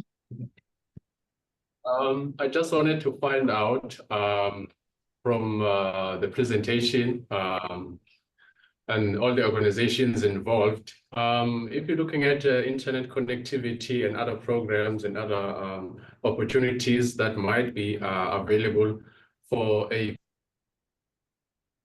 broader audience, such as people with either disadvantaged, previously disadvantaged, or living with disabilities in remote communities. Do you have specific programs here in South Africa held or hosted by people here as well in South Africa to go and scout such talent or such issues so that they can be brought about to the broader stage and identified, so that whatever issues arise or people are facing in terms of connectivity and then being recognized in the international world, or whatever issues that they are facing right now, they're experiencing, may be identified? Do we have such committees or such personnels, or do you encourage such companies or organizations that can be involved in that manner or in those kinds of projects? Do you recognize them internationally even? Because, for example, a kid growing up maybe in Guanongoma here in KZN, South Africa, has never heard of such a thing, that they can communicate and see someone live from across the ocean, let alone speaking to them and so on. This is just an example. So some of the children studying in those rural areas and their schools have never in their lives experienced any digital platform. Yeah, my question is just strictly around that. Thank you. Okay. Do we have any questions? Girl Hype Remote Hub.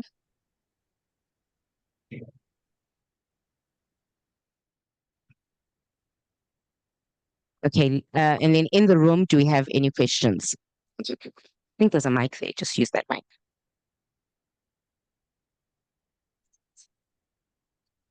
It's all speaking. Okay, my question would be, as a girl coming from Ekasi, I want to find out, how do you now make sure that the information that I've got here, it's also like amantombazana, the other youth who are sitting in the kasi get to access the information. Because with me, I made like this year, let me tell you, I've always been an entrepreneur. So I was just sitting in my little corner, Ekasi, and then I saw, Guti, I'm missing out on opportunities and I have to go and find information. Hence, this year I made it a point that I travel. Hence, I met the lady who invited me here. But my worry is that Emakasi, there's no such information. We don't get access to this kind. So, Anya, if I could just translate for you, Kasi is the township, slang for township in South Africa.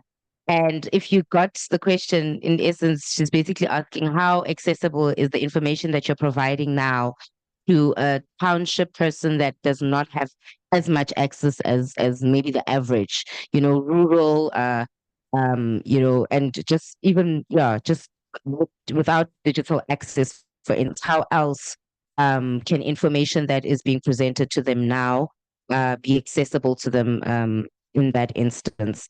So I'll just leave that with you.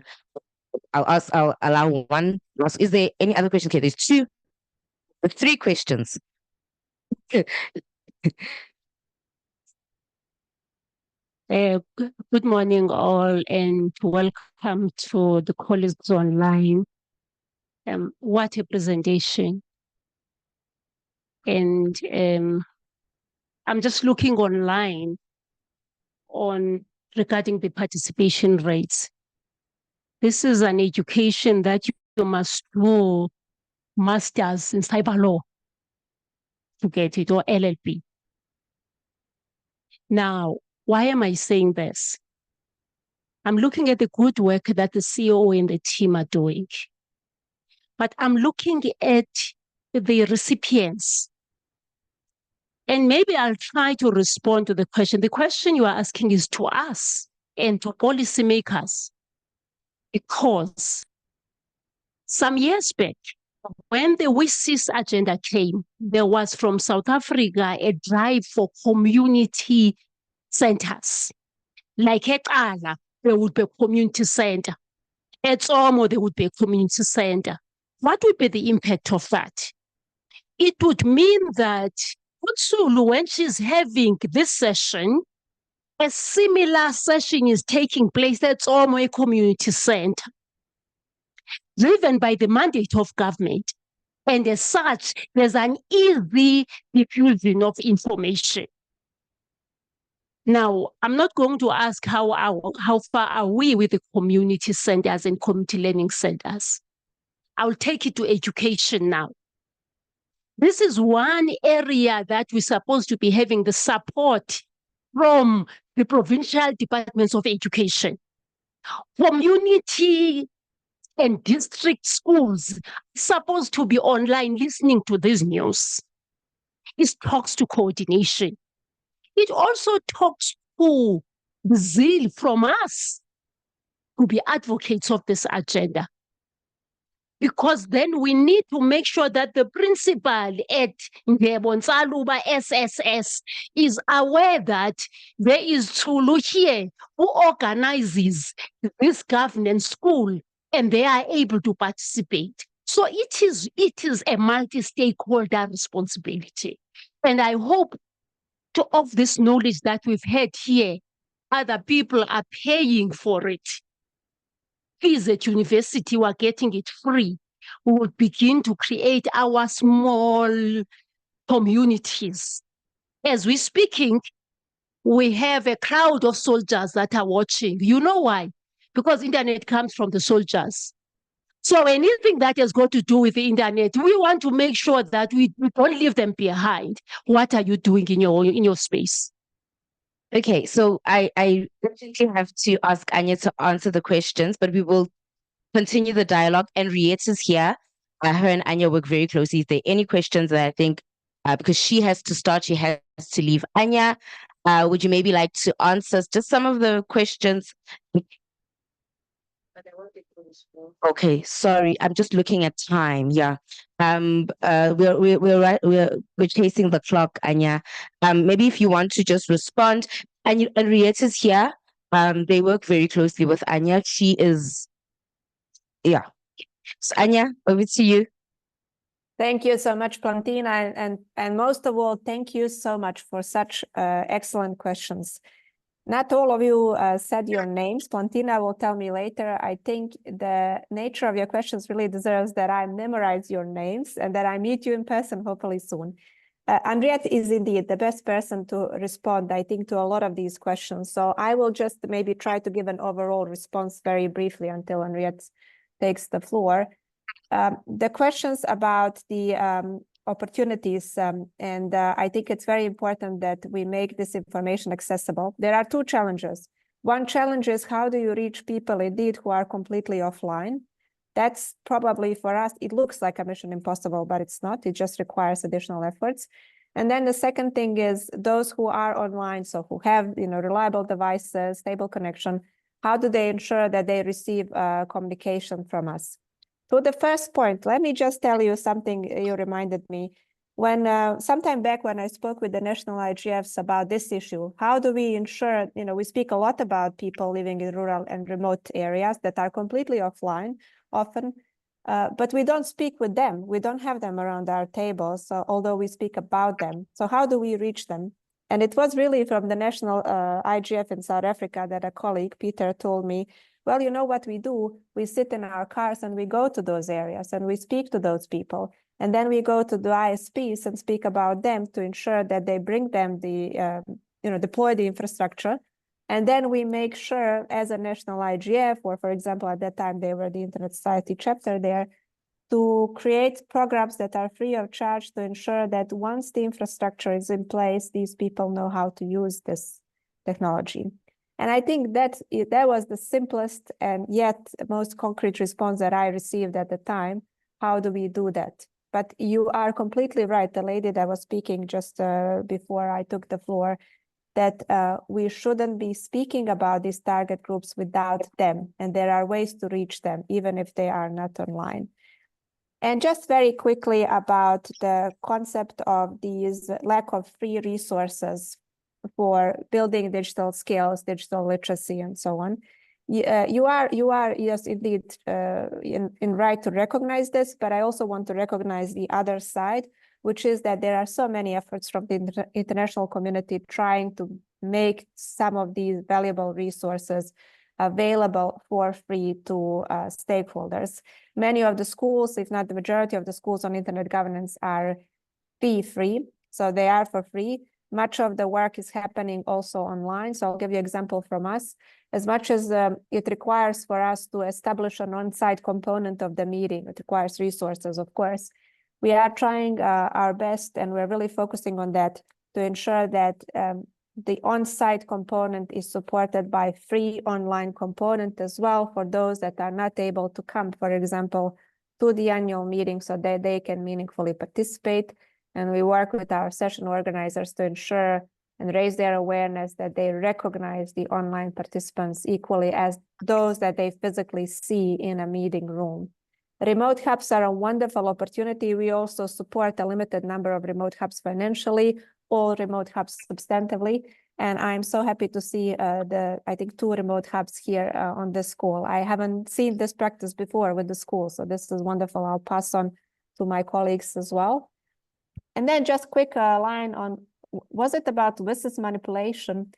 I think I can just say from the IGF's perspective, we are really people-centered. We have a concrete guidelines which are value-based that have been followed by 20 years.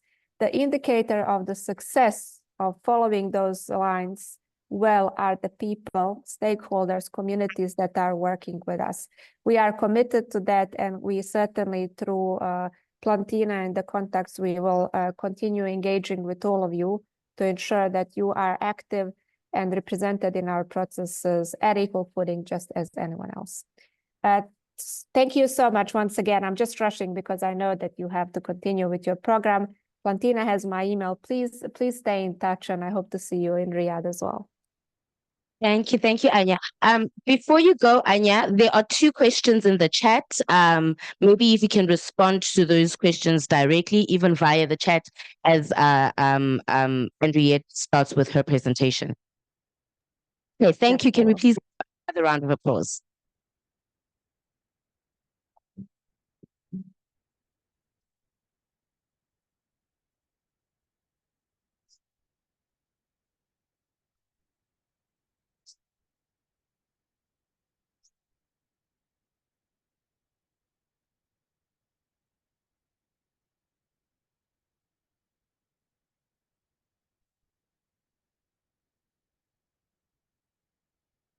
Anya's still with us? Yes, she is.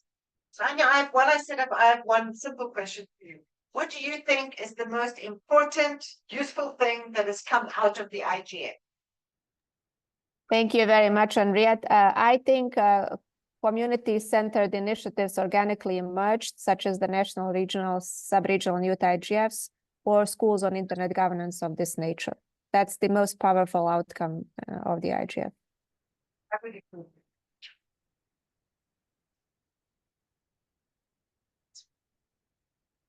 It has come from me.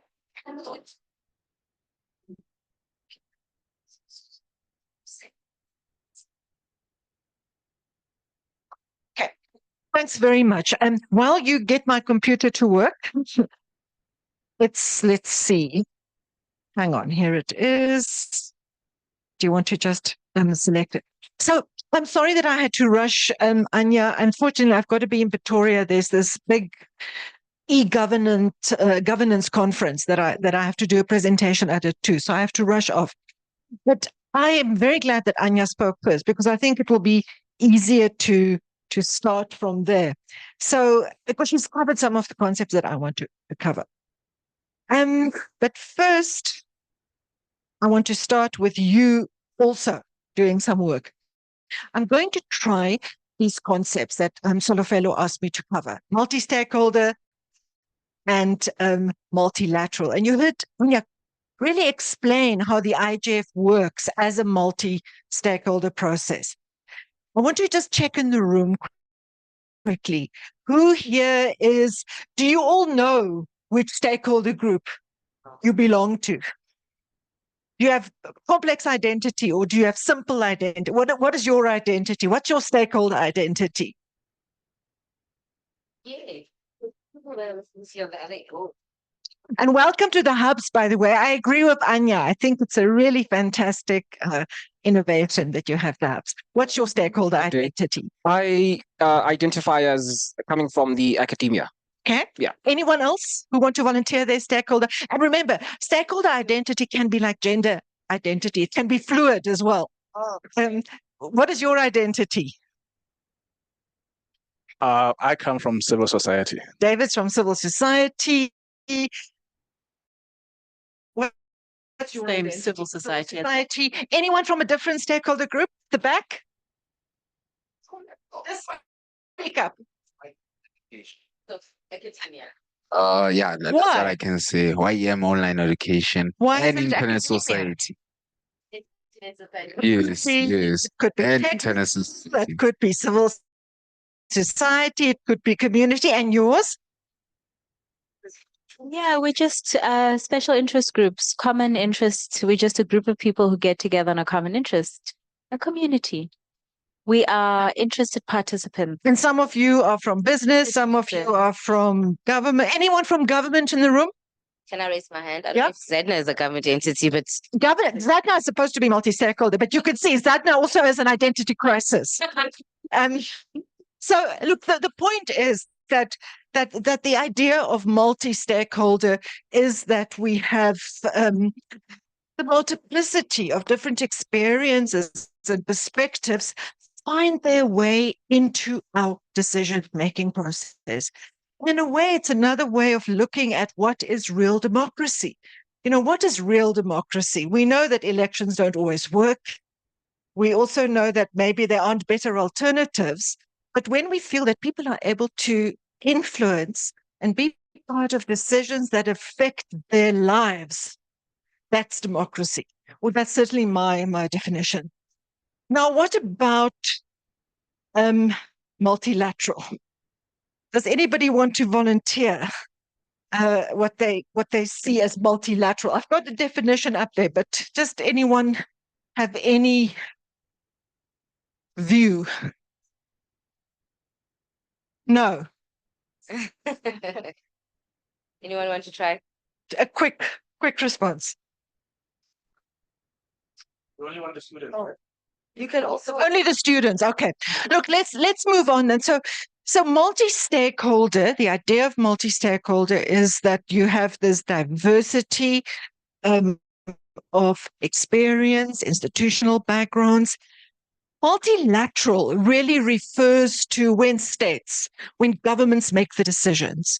Doesn't refer so much about what happens at a national level, because at a national level, you will have one government making the decisions. But when governments get together and make decisions, that is referred to as multilateral. And there's a multilateral system. The UN, the United Nations itself, is a multilateral system. Not all parts of the UN is multilateral. The UN has components like the IGF, which is inclusive of other stakeholder groups. But some parts of the UN, the Security Council, who has been following recent decisions made in the Security Council? Is anybody following Gaza, for example? Okay, now that's where you get the small, powerful, and mostly rich governments who are on the Security Council and making some very big decisions about peace and security, about war, about sanctions. And there's always a debate about who should be in the Security Council. Africa wants a permanent member. At the moment, they only have a rotating member. Another example of a multilateral institution is our own African Union Commission. Sits in Addis Ababa, and Nkosazana Dlamini Zuma was the president for a while. It has its highest decision-making body is the Assembly of Heads of State. And that's all African, not all African states. I think Somaliland is not a member, but most African states are members of the African Union Commission. And here in Southern Africa, in SADC, we have SADC is the executive organ of the African Union Commission. It implements the decisions, the guidelines made in Addis in our region. So any questions about that, the difference between multi-stakeholder and multilateral? Difference? No questions. So I'll carry on. Any questions online? Solofela, are you going to keep an eye on the online space? An important thing about the multilateral process is that it doesn't mean necessarily that other stakeholders cannot participate. They can often participate by attending meetings, making statements, submitting positions, on how they think that decision should turn out. But they don't make the decision. They can be consulted, give advice, and they can also speak and complain. They can't make the decision. The decision will be made by governments. Okay. So this is, we've talked about it a bit already. So multi-stakeholder is not just, it's more, when we talk about multi-stakeholder in the context of internet governance, it's not just about all stakeholders coming together, like for the school for a national internet governance forum or a regional one. It's about decision making. And what has evolved in the internet governance sector is that decisions are made by groups or bodies that are made up of different stakeholder groups. So ZADNA, for example, ZADNA calls itself part of government. Well, you called it, but ZADNA's board has people from the private sector, academia, sometimes civil society as well. So it really is, in a sense, it's the accountability. It reports to the ministry, but the decisions are made in a multi-stakeholder way. So there are lots of different combinations sometimes. And I think that's one of the key points that I want you to go away with, that multilateral and multi-stakeholder don't necessarily need to be completely separate from one another. A very key example of a multi-stakeholder decision-making body is ICANN. Have you heard yet about ICANN? This morning. Did you hear about ICANN? So you know what ICANN does. What does ICANN make decisions about? Domain names. What kind of decision? Can't remember. Anyone remember? There's memory in here, so we'll... Generic names. And what kind of decision do they make?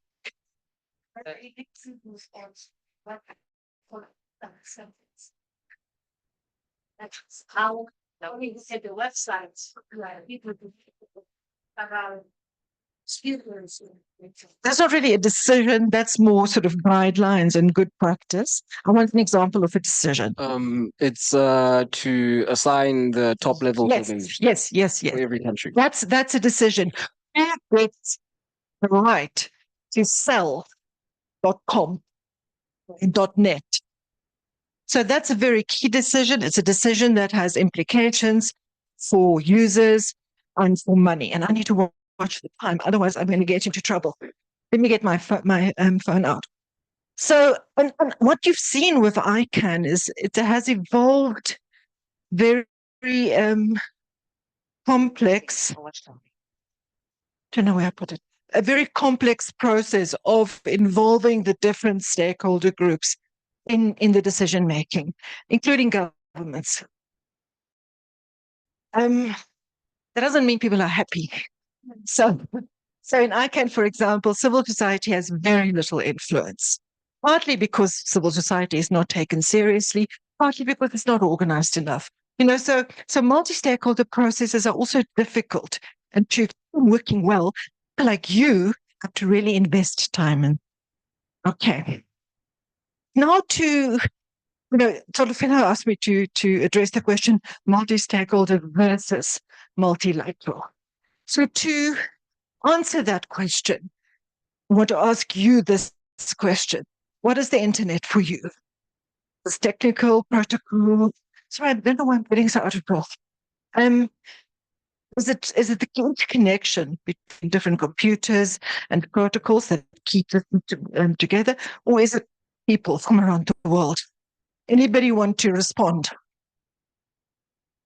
Combination of both, one said. Anyone else? I feel like it's a combination of both, because people use the internet to connect via each other. Yes. So it's a connection of both. It's a connection of both, and that means that its governance needs to factor that in. I think the other way of looking at the internet are all the different issues in internet governance, all the different issues that are involved in it. So you have global issues and institutions, like, for example, cyber attacks, ransomware, like our National Health Laboratory Service. How many of you followed that in the news? There was a ransomware attack where people stole the data of all our blood tests. And, and our government service doctors couldn't make diagnosis because they couldn't get access to the test results, because somewhere stole that data and said, unless you pay me so much money, we're not giving you back the data. So these are global issues. They're also regional issues. For example, the lack of infrastructure, the lack of affordable internet in rural areas in Southern Africa, in our region, in Africa as a whole. Cross-jurisdiction issues. You know, if Lerato steals the money from my bank account by stealing my credit card information, he's doing it from Eswatini.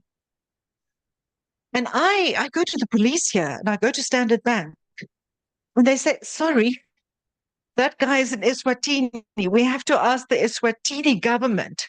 Does Eswatini have a government? It has one, but not a very strong one. Do they have cyber cops? Not necessarily. So these are cross-jurisdiction issues and institutions that affect internet governance. The UN approach, and Anya did talk about this, and this emerged from the World Summit on the Information Society. It's really that we look at the internet broadly, and we look at internet governance broadly. And that is, as she said, it has stood the test of time. And I think the reason it has been so good to have a broad approach is because internet started. It was really about some people communicating between universities, sending emails. But now it's part of everything we do. And even people who don't have access to the internet are affected by it because they can't access to it. And they have to take a taxi or go to a town to apply for a school for their children, whereas the people who have access can do it online. So it affects everyone. This is the definition she also mentioned. It's the definition that came out of the WSIS. And it's a definition for internet governance that we still tend to use. And the idea of the multi-stakeholder approach is really embedded in it because it says it looks at the application by governments, private sector, civil society in their respective roles, shared principles, norms, rules, decision-making, and programs that shape the evolution and use of the internet. So that's really how the idea of multi-stakeholder governance evolved. It evolved from reality, because the internet wasn't built by governments, it was built by universities and companies. That reality then gave rise to this approach to governance. Okay, I'll go. I mean, this is just to give you an example of how complex the institutional landscape is. You know, internet governance has so many different types of institutions, different parts of government, different parts of the private sector, of academia involved. What is your question? Oh, sorry. I just heard what you said now about how the internet was not started by governments, but by businesses and the university. And I was wondering, then what about the issue of ownership and intellectual property? Right.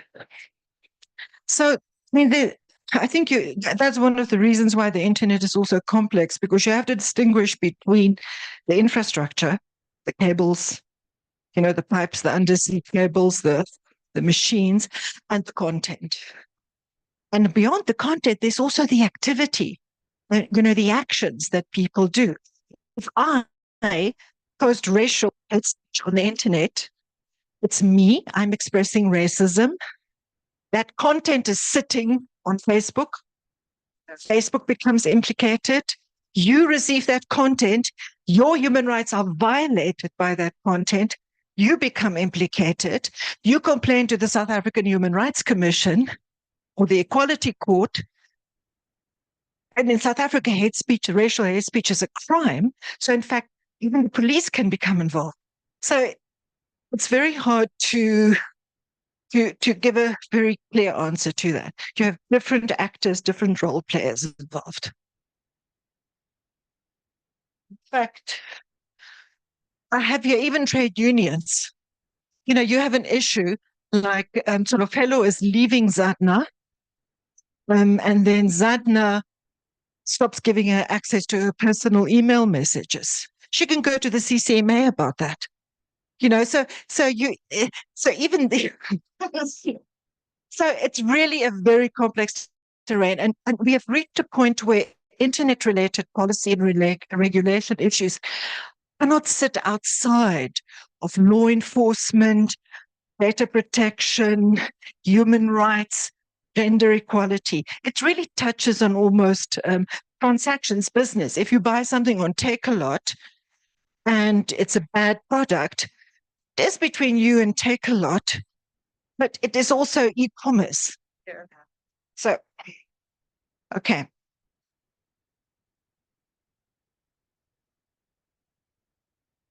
I want to dwell on this a little bit. We're okay for time still. I think the important thing about the multi-stakeholder approach and whether you believe that multi-stakeholder or multilateral is better really depends. And the two ways of thinking about the multi-stakeholder approach. You can think about it as multi-stakeholder decision-making, an institution like ICANN, which is constituted based on multi-stakeholder participation. But you can also look at it as an approach to make decision-making more inclusive. So to take ICASA, for example, do you all know what is ICASA?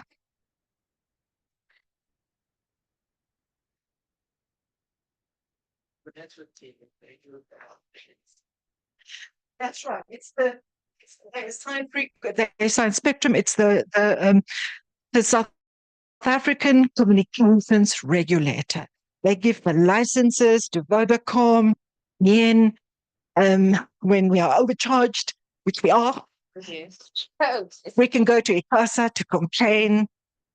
Sometimes they might even tell these companies to reduce their costs, and they have done that. They also assign spectrum. So if Vodacom says we need more frequency is just like in the air, so we can give people more access, they go to ICASA. So it's a very important factor. But ICASA, while it's not a multi-stakeholder body, it's appointed by Parliament, and it's overseen by the Minister of Communications or Digital Communications and Technology. But it has public participation processes.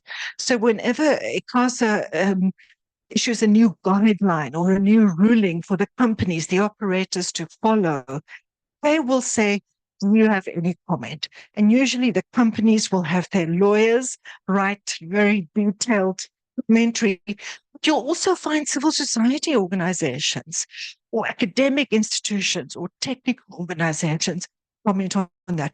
So ICASA isn't multi-stakeholder as an institution, but it approaches its decision-making in a multi-stakeholder way.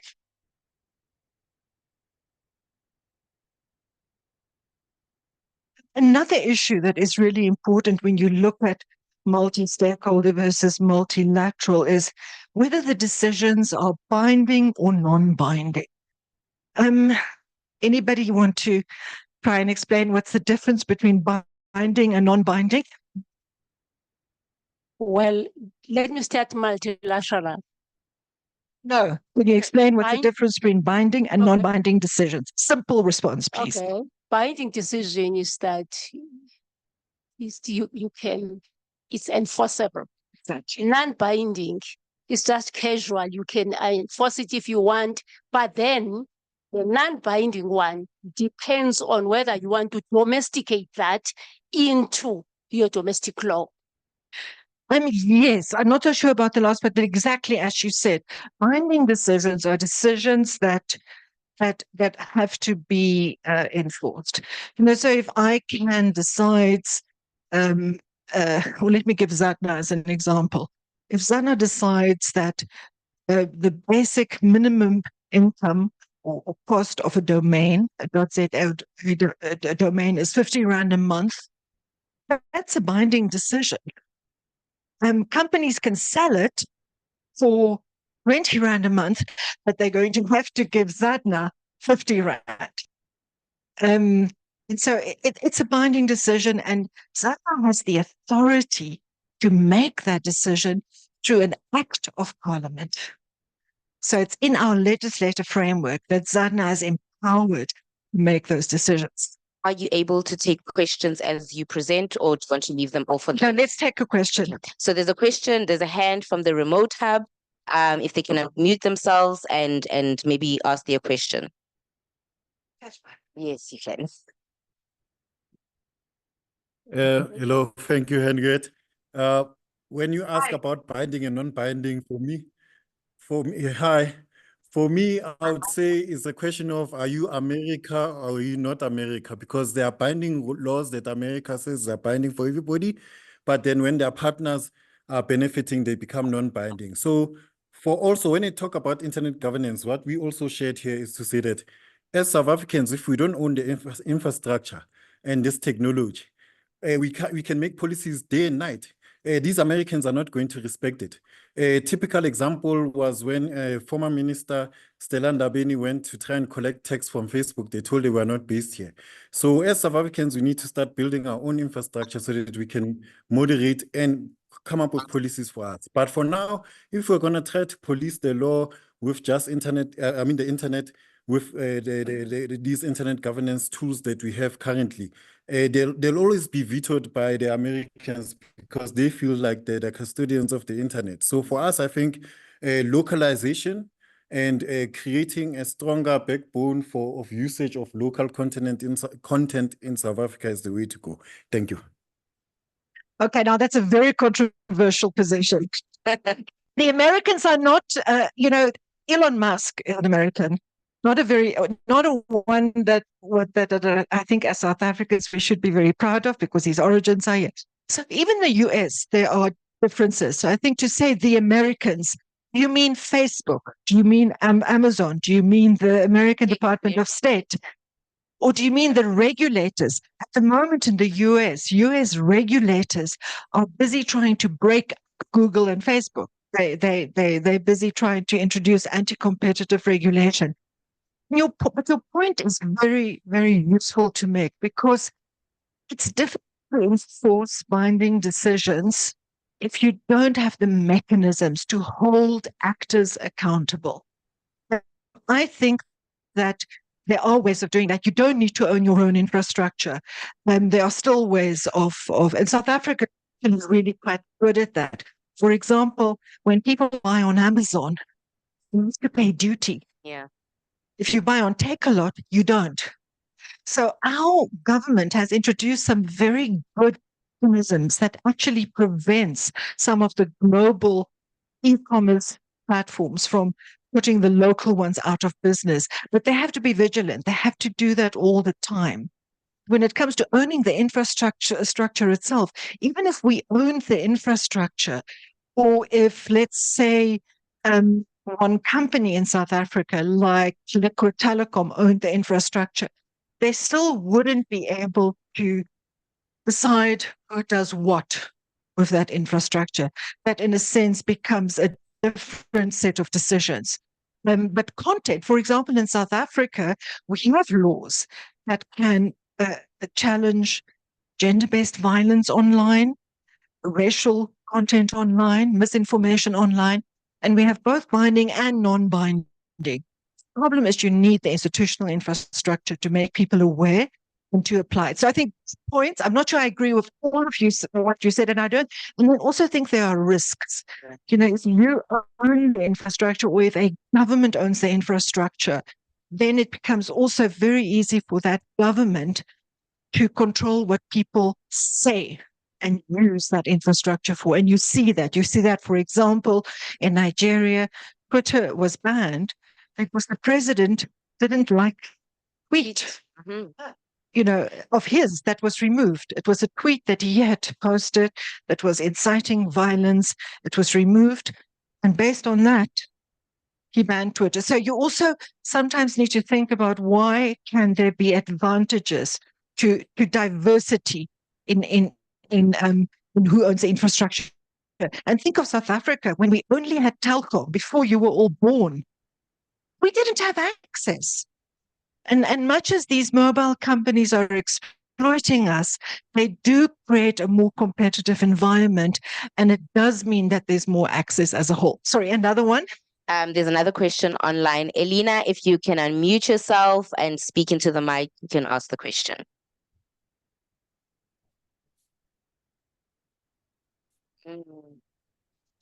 I don't think you have. Maybe just type the question because we can't hear you, but I can see that you're unmuted. So maybe just type the question in the chat. And I'll carry on in the meantime. But I mean, it is very complicated in the internet context. And I think one of the things that makes it so complicated is the accountability and the follow-up. And I want to give you two examples here that are recent. The one is the war in Ukraine. So when Russia invaded Ukraine, government of Ukraine put in a request to ICANN and to the numbering organization in Europe, right? That's the organization that makes the addressing system work in Europe. And Ukraine said Russia is breaking the UN Charter. It's invaded our territory. They should be taken out of the internet addressing system. And even if it's at all Russian companies or people, the Russian government and the Russian military. And so ICANN and RIPE NCCC, no, we can't do that. Our responsibility is to maintain internet infrastructure, to make sure that the internet works for individuals and that all Russians can still access and use the internet. So that seemed like a very straightforward decision. But then when Israel started destroying internet infrastructure in Gaza, did anyone speak up? No. Because Palestinians don't have enough of a voice, people were dying, and governments, and this is where the point about the US, the Israeli government, even though it's being criticized, it's still being protected in international decision-making bodies by governments like the US. So even though Palestinians, and in Gaza, everything, all the cell phone towers were bombed, cables were ripped out of the ground. There's just no infrastructure. People can sometimes get a connection from Egypt, which is quite close by. Thanks a lot. I'm watching the time. So this is an example where you might need to go back from a multi-stakeholder system to a multilateral system. And in the way that South Africa used the multilateral system, the International Court of Justice, to make that case that Israel is committing genocide, and it was a very powerful decision. It had impact. But you needed the multilateral system. You need this decision-making bodies between governments to make that kind of decision. And the International Telecommunications Union, which is an international UN body, has also made a resolution now that governments should collaborate to help Palestinians restore communications infrastructure in Gaza. So all I'm saying here is that it's complicated and that multilateral and multi-stakeholder need to coexist. And you need to look at who's accountable, what is the decision, what are the implications. And then ideally, multi-stakeholder and multilateral processes can collaborate and work in a way that reinforces one another to have better outcomes for users.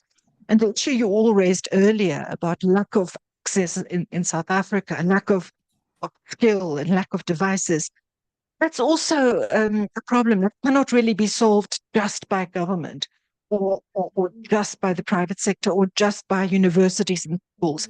We do need a collaborative process. Okay, I'm going to skip a little bit. Yes, I think this is really the questions to dwell on. And I want you to respond to this a little bit now. Just going back here. These are some of the current big challenges in internet governance. And I'm going to read through them. And as I read through them, think about whether you think these challenges can be addressed through a multi-stakeholder process with non-binding decisions, or does it need an intergovernmental multilateral process? So data, for example, the fact that our governments have so much data about us, companies that we use, the platforms have so much of our information, artificial intelligence, and being uncertain about what it can do, that's a challenge. Concentration of digital power. By that, I mean the fact that we have these few big companies that are so powerful most of them are based either in the US or in China. And they're almost controlling and dominating the market. Digital geopolitics is the other thing. There's this, I don't know if I mean, like the US is trying to take back control over the manufacturing of chips that are in computers, are powerful enough to deal with artificial intelligence protocols. That's now a big war between China and the US. And of course, we still just want the computers. We don't care that much where the chips are manufactured. And then the future of regulation. You know, can people do on the internet just what they want, when they want, or do we need more checks and balances? Cybersecurity is a massive challenge, like the ransomware attack that I mentioned. So how do we deal with that? And can that be done just by government or just by the private sector security industry? I see a question in the room. Yes, there's a question online. DUT, if you can unmute yourself first, and then there's a question from the Girl Hype Remote Hub. Let's start with DUT, then Girl Hype Remote Hub, and then YEM.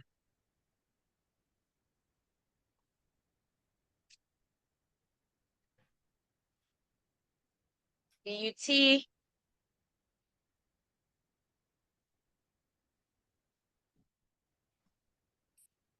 Okay, while we wait for DUT, Girl Hype Remote Hub has a question.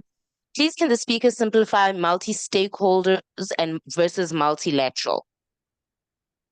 So as I said, I'll just repeat. So multi-stakeholder in general refers to processes or decision-making where you have either institutions, organizations, or individuals coming from different sectors and stakeholder groups that are part of the process and that are making that decision. So that's like the IGF. That's when you have people from business, from academia, from NGOs, civil society organizations, or engineers who are busy working for some of the companies that actually maintain the infrastructure coming together. So that's really what is meant. Multilateral means between governments, by governments, among governments. So that's the simple answer to that. DUT can go on first. Go ahead.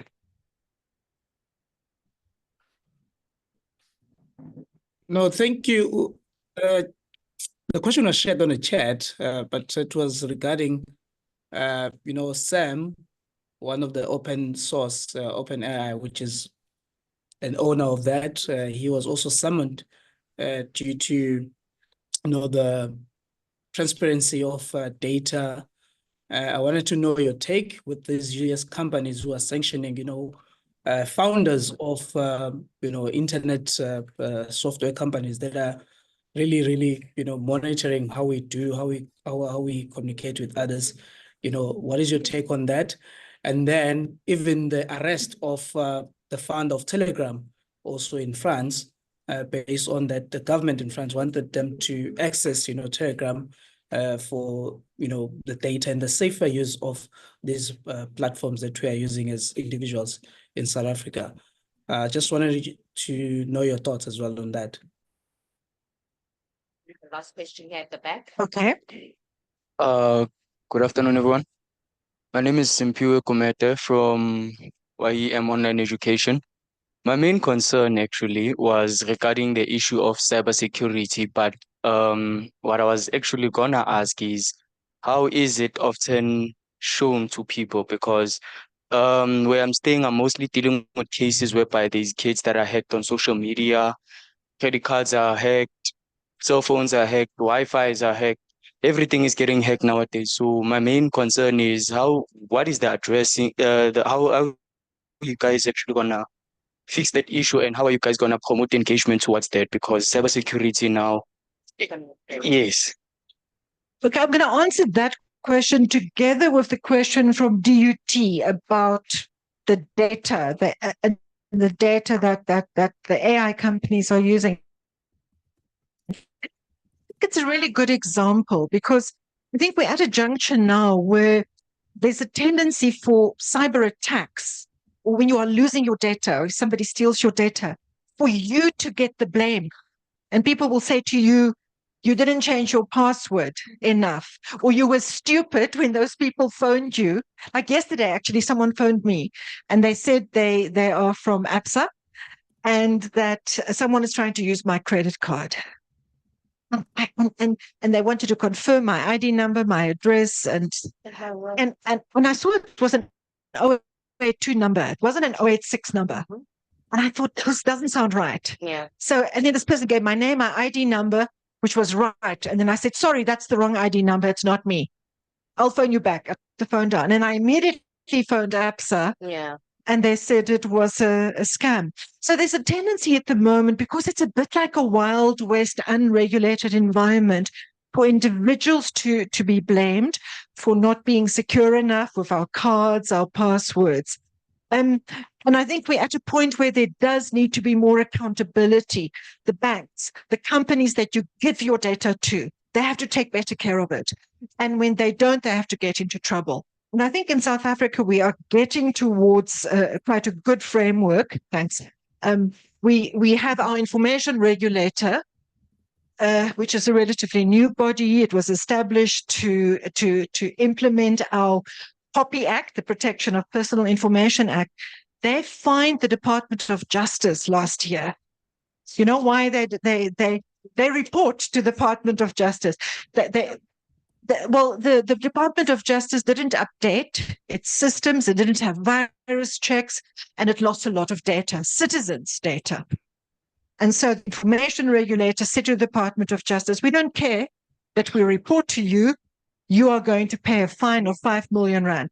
But I think this is where we are between the sort of multi-stakeholder, where companies will essentially regulate themselves, try and do the right thing, to a more top-down binding environment where if companies do not take care of data effectively, they get into trouble. And then the example about AI, it's very controversial because these AI systems are using our data to train. That's how they become so intelligent, in quotation marks. And often they don't pay for that data. And then that becomes an intellectual property issue as well. And that's why you have so many authors now suing the big, the AI large language models, because I write a book, they take all the text in my book, put it into their system. So we're at this point where the regulatory environment does need to evolve. And where this balance between multi-stakeholder self-regulation and hard law and regulation is beginning to shift a little bit. But I think, these are really my last questions. And we don't have much time to have much discussion. But I think what you should do is think about this. Think about specific examples, like in the case of your grandmother lives in a village, she doesn't have internet. Who's responsible for that? Is it Vodacom? Is it the Department of Communications? Is it the regional district council in that area where she lives? So is it local government? And I think you'll probably find it's a bit of everyone. And I think the real question we should be asking is, what is good governance? What do we want the outcome of the governance to be? So in a sense, the result of the decision-making is almost more important than how it's made. So we have to be sure that we get good results that are in the interest of human rights, of inclusion, of equality. And just to tell you two recent documents that came out this year, there was the Net Mundial guidelines. This is a multi-stakeholder process, so it wasn't between governments, although governments were involved. It was convened in Brazil by the ZADNA equivalent in Brazil, the CCTLD. And they looked at how one can have better internet governance. And essentially, they came up with a set of guidelines that apply to multi-stakeholder and multilateral processes about how to strengthen participation, accountability, and inclusion. And then the other document there last week in New York is the Global Digital Compact. Have you heard of that? I saw you in one of the consultations. This is a decision, a commitment made by member states all states that are part of the UN General Assembly. The South African minister was actually very influential, the new Minister of Digital Communications, Digital Technologies. And it endorses the multi-stakeholder approach, but it also talks in various parts of the document about the need for looking at AI, addressing gender-based violence, looking at the role of governments. So it endorses the multi-stakeholder approach, but it also asserts the fact that there are certain challenges in the field of digital governance, that governments have to take action to address as well. So that's it. And I do have some time for questions. Any questions? Online. There is, Elena has been trying to raise a point. I don't know if she's from Girls High, but she's been trying to raise her hand. I don't know if she is able to raise her hand. So maybe try again, Elena, unmute yourself and speak. Because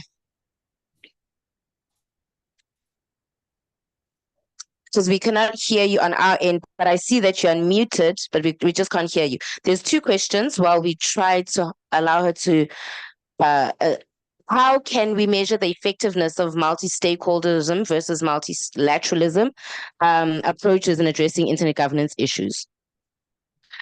That's a really good question. And I think I try to answer it. I think you have to be specific. I think, you can talk at a general level and say people are just talking, they're wasting time.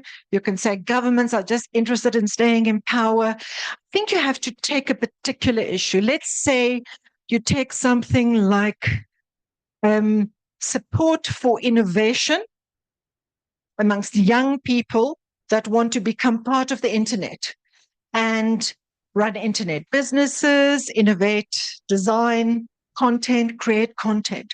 If that's the issue you are dealing with, you then have to look at those governance processes and decide what is the multilateral process doing? Is the African Union taking this seriously? Are they giving guidelines to states? Are they getting funds from the African Development Bank, for example? Are they doing what is necessary in order to create more opportunity for local innovators? You also have to look at whether they are, for example, taxing big internet platforms enough. And what are they doing with the taxes? Are they putting those taxes into government's coffers to pay civil servants bigger salaries? Or are they taking those taxes and putting them into funds to support online content creation in local African languages? So you can only answer that question by looking at a specific governance challenge. Like your question, who asked about cybercrime? Like that's a very good example. Take that question. Are we getting more protection or less protection from cyber criminals? And then you unpack it and you see we have it in South Africa, but the police doesn't really know how to enforce it. So we've got good legislation, but implementation. The banks only help you if you're rich.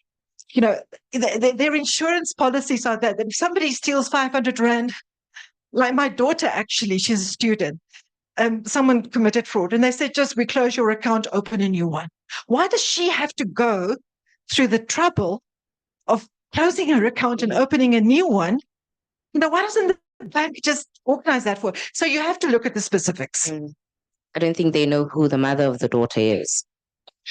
Thank you, Henriette. I see Elena still having a hard time speaking, but I do understand that you have to rush off. I want to just dwell on this a little bit. I'm following Lerato's guidance here. He said I have to be out of here by 1:45. Oh, okay.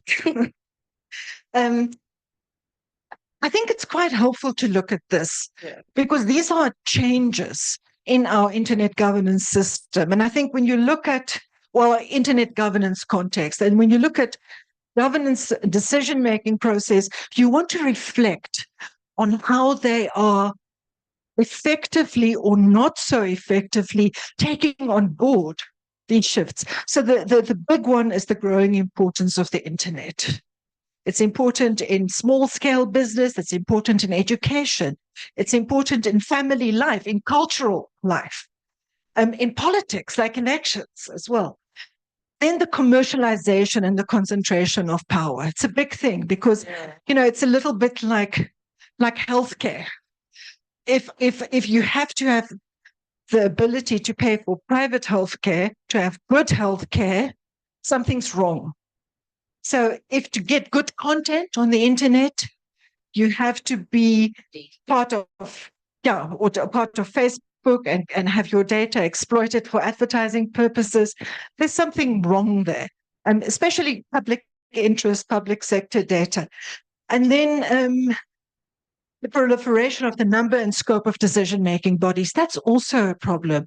Because if different people make decisions about different aspects of internet policy and regulation, that can make it very difficult for you or your organization or your company to be able to participate in those processes because there's just too much, it's too much to navigate, too much to understand. And then the geopolitical shifts, these battles between China and the US, for example, are we benefiting from that in developing countries or are we being sidelined by that? Similarly, now there's such a focus on AI. Even our own government is becoming obsessed with AI. What is more important, worrying about AI or making sure everyone has affordable internet access? So it's important to also look at these shifts. What are the trends? What are the struggles between governments? And how does it affect us? And we want our internet governance context to be able to respond in a way to those that benefits us as individuals, as communities, and as a country. Okay. Elena, if you are able to, this is the last chance to have you say what you need to say. Okay, thank you. Can you hear me? Yes, now we can hear you. Okay, thank you very much. I'm quite concerned about the law, the policy when it comes to internet management in the country, South Africa. So it is very simple or easy in South Africa for individuals, including even children, to access internet and the content there on internet. So by just having phone and access to, or gadgets and access to internet, a child can just type, maybe for an example, something regarding pornography, then it will just appear there without even having some restrictions. So then the child can a clear access to that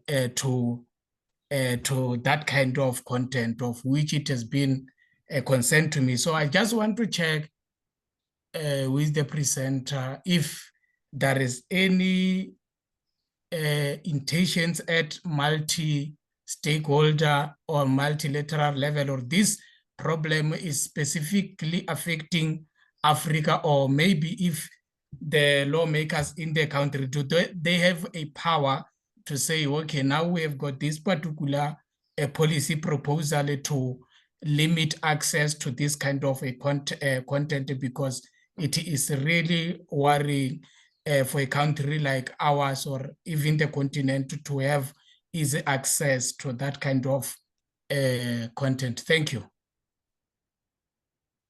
That's a really interesting question. And I think that, and there are different ways of looking at it. I mean, firstly, there's some kind of sexual content and pornographic content that's illegal in most parts of the world, but specifically in South Africa. So anything in, any sexual content involving children or involving violence, involving animals, it's actually illegal. So any platform that makes that content available in South Africa could be asked to stop doing so. I think what needs to be easier is for you to know where to complain, and also for the platforms, the global platforms, to act more quickly in taking down such content. And then there's content that that people don't like to see sexual content, but it might not be illegal. Then you could ask for laws to have all such content made illegal, but it will be difficult to implement. And also you could end up infringing people's rights, because access to sex and access to sexual experience is a right. So, and if somebody wants to access a website, let's say it's an LGBT individual, and they cannot express themselves sexually at home or in their community, and it's a teenager, they want to commit suicide, they're very depressed, they're having an identity crisis. It might be useful for them to be able to access content, maybe not pornography, but content about sex and about teenage LGBT sex. So you've got to then be very careful when you make these laws that you don't also make the good content illegal. I'll give you a very good example. My organization did research, and we found that information about breast cancer was not available in Saudi Arabia, because anything that had the word breast in it was censored. So that is quite complex. And then you also have the right to introduce parental controls in a school or a university system. And many companies do that, and many universities do that. They filter out content. They pay for that bandwidth. They make it available to their student population. They feel they have a right to filter that content. So that's another approach. But ultimately, I do think it's important to address harmful content. And I think the biggest challenge here, there are two big challenges here, and that's the business models. At the moment, companies make money out of extremist content because people click on it and then they make money. And I think we have to attack it at that business model level, at the advertising standards level, and the control of how the platforms make content available. And then the second thing is, it's more cultural. And I think that, we tend to think that by taking pornography off the internet, that our kids won't have access to it. But look at how much sex is on TV, in movies. We live in a world where our children are exposed to sexual content at an early age. And we have to address that as well as individuals, as families. We have to be able to warn them, to guide them, and to talk to them about what is good sexual images and what are sexual images that are sexist or harmful or violent. So I think that's a really big challenge. So no matter how we police the content on the internet, we're not going to avoid having to respond to a changing broader social and cultural context. So I know I didn't give you a very clear answer, but I think your question is one that needs to be responded to in a holistic way and in different ways, and also by still being careful that you don't introduce a legal environment where there's too much censorship and too much restriction. Okay, I don't know if you need to be out of here, but there's a question. Oh. Government is in the room. Thank you. Moses Hoboy from the DCDT here. Just wanted to add on to what Andriette was saying, most especially when it comes to parental controls. We cannot pass off the buck to just government. I mean, we as parents also have to take up the responsibility. So just wanted to state that there's platforms that you can use to manage the type of content that the kids are accessing. There's your AVs like your Kaspersky's. There's different, platforms that you can use basically to manage the type of content that the kids are accessing. Yeah, thank you. It's Moses. And I think, Moses, that's also, again, where it needs to be easier for people to get access to those possible solutions. We have we have to address it. And in fact, it's an interesting example because that's also through multi-stakeholder collaboration that you can give people the best options to deal with harmful content. Thank you. Can we give Henriette a round of applause? Henriette, if any of our students would like to get a hold of the presentation, can you? Okay. I am gonna call up our next presenter and last presenter for the day. I think there's just been an information overload for some of the colleagues that are only hearing of these concepts for the first time. But this is gonna be our last session before we break for lunch and are able to go home. Okay, we can give Henriette a round of applause as she also goes out. She's got another engagement. David is taking pictures there. Okay. Okay. Quickly. There we go. Hello, everyone. Join. Okay, our next presenter is David. I'll also allow him to introduce himself and his area of expertise. I think I did. So I don't know if everyone was here, but there are two cyber psychologists in South Africa, or in Africa rather, and David is one of them. And we're very honored for him to be here, just to deliver on the aspects of cyber psychology and its impact. And maybe the what its impact is on business, but also what its impact is on us individually in our households. There are a lot of issues of online harm. We've seen an increase in online harm over the last few years with the boom of the boom of the internet, or the increased use of the internet. So he will tell us of what its impact is, what it is, and if any of you would be, interested, how you can get into that. But I'll hand over, and also you must touch on internet governance. But yes, that's handing over to David. Let me give you this mic. All right. Thank you, Tsolo. Good afternoon, everyone. It's indeed a pleasure to be standing in front of you to speak to you about these issues that we are going to discuss this afternoon. As introduced, my name is David Mwepe. I think the gentleman is going to try help me with my presentation here. The reason I was taking a picture with Henriette is because she's my professor, she's my mentor.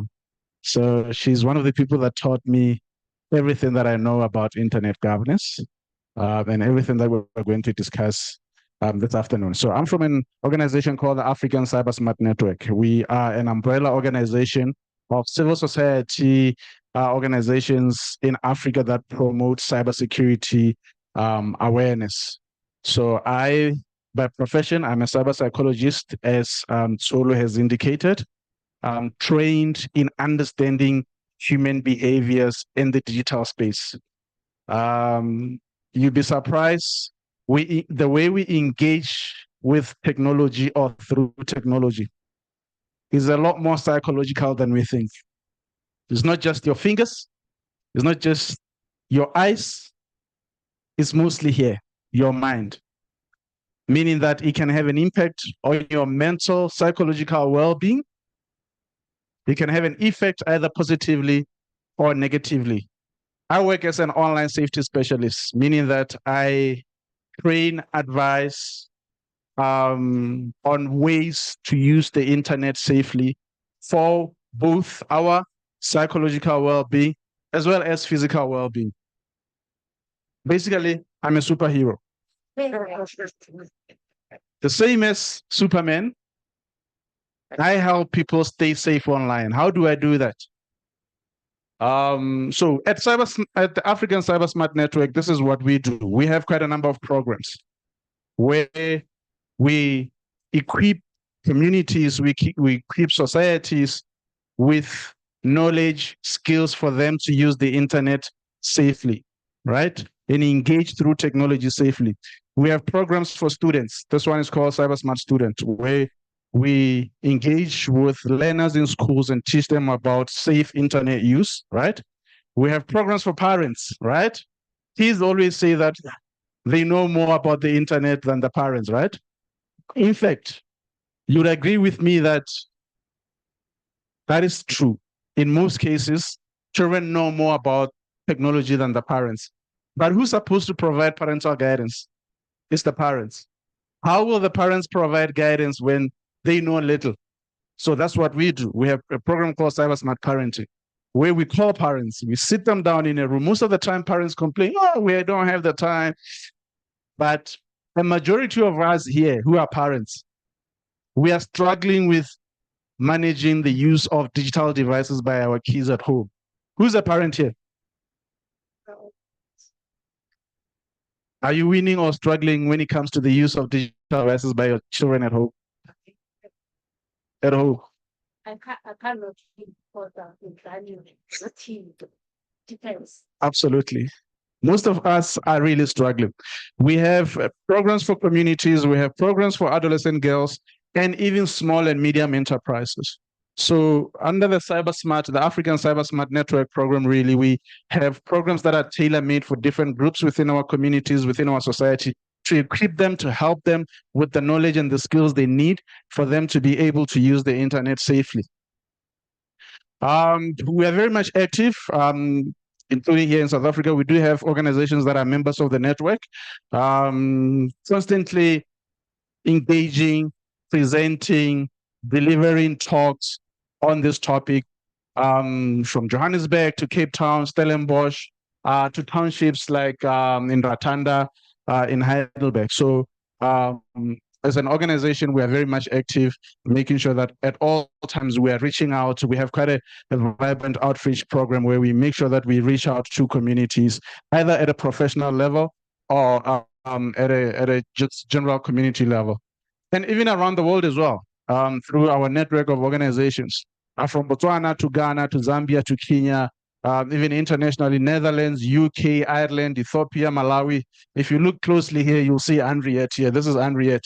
This was in Ghana. So she was presenting virtually. Also, this is Henriette in Malawi. So I am an active member of the African School on Internet Governance. So we're constantly engaging with Henriette on these issues.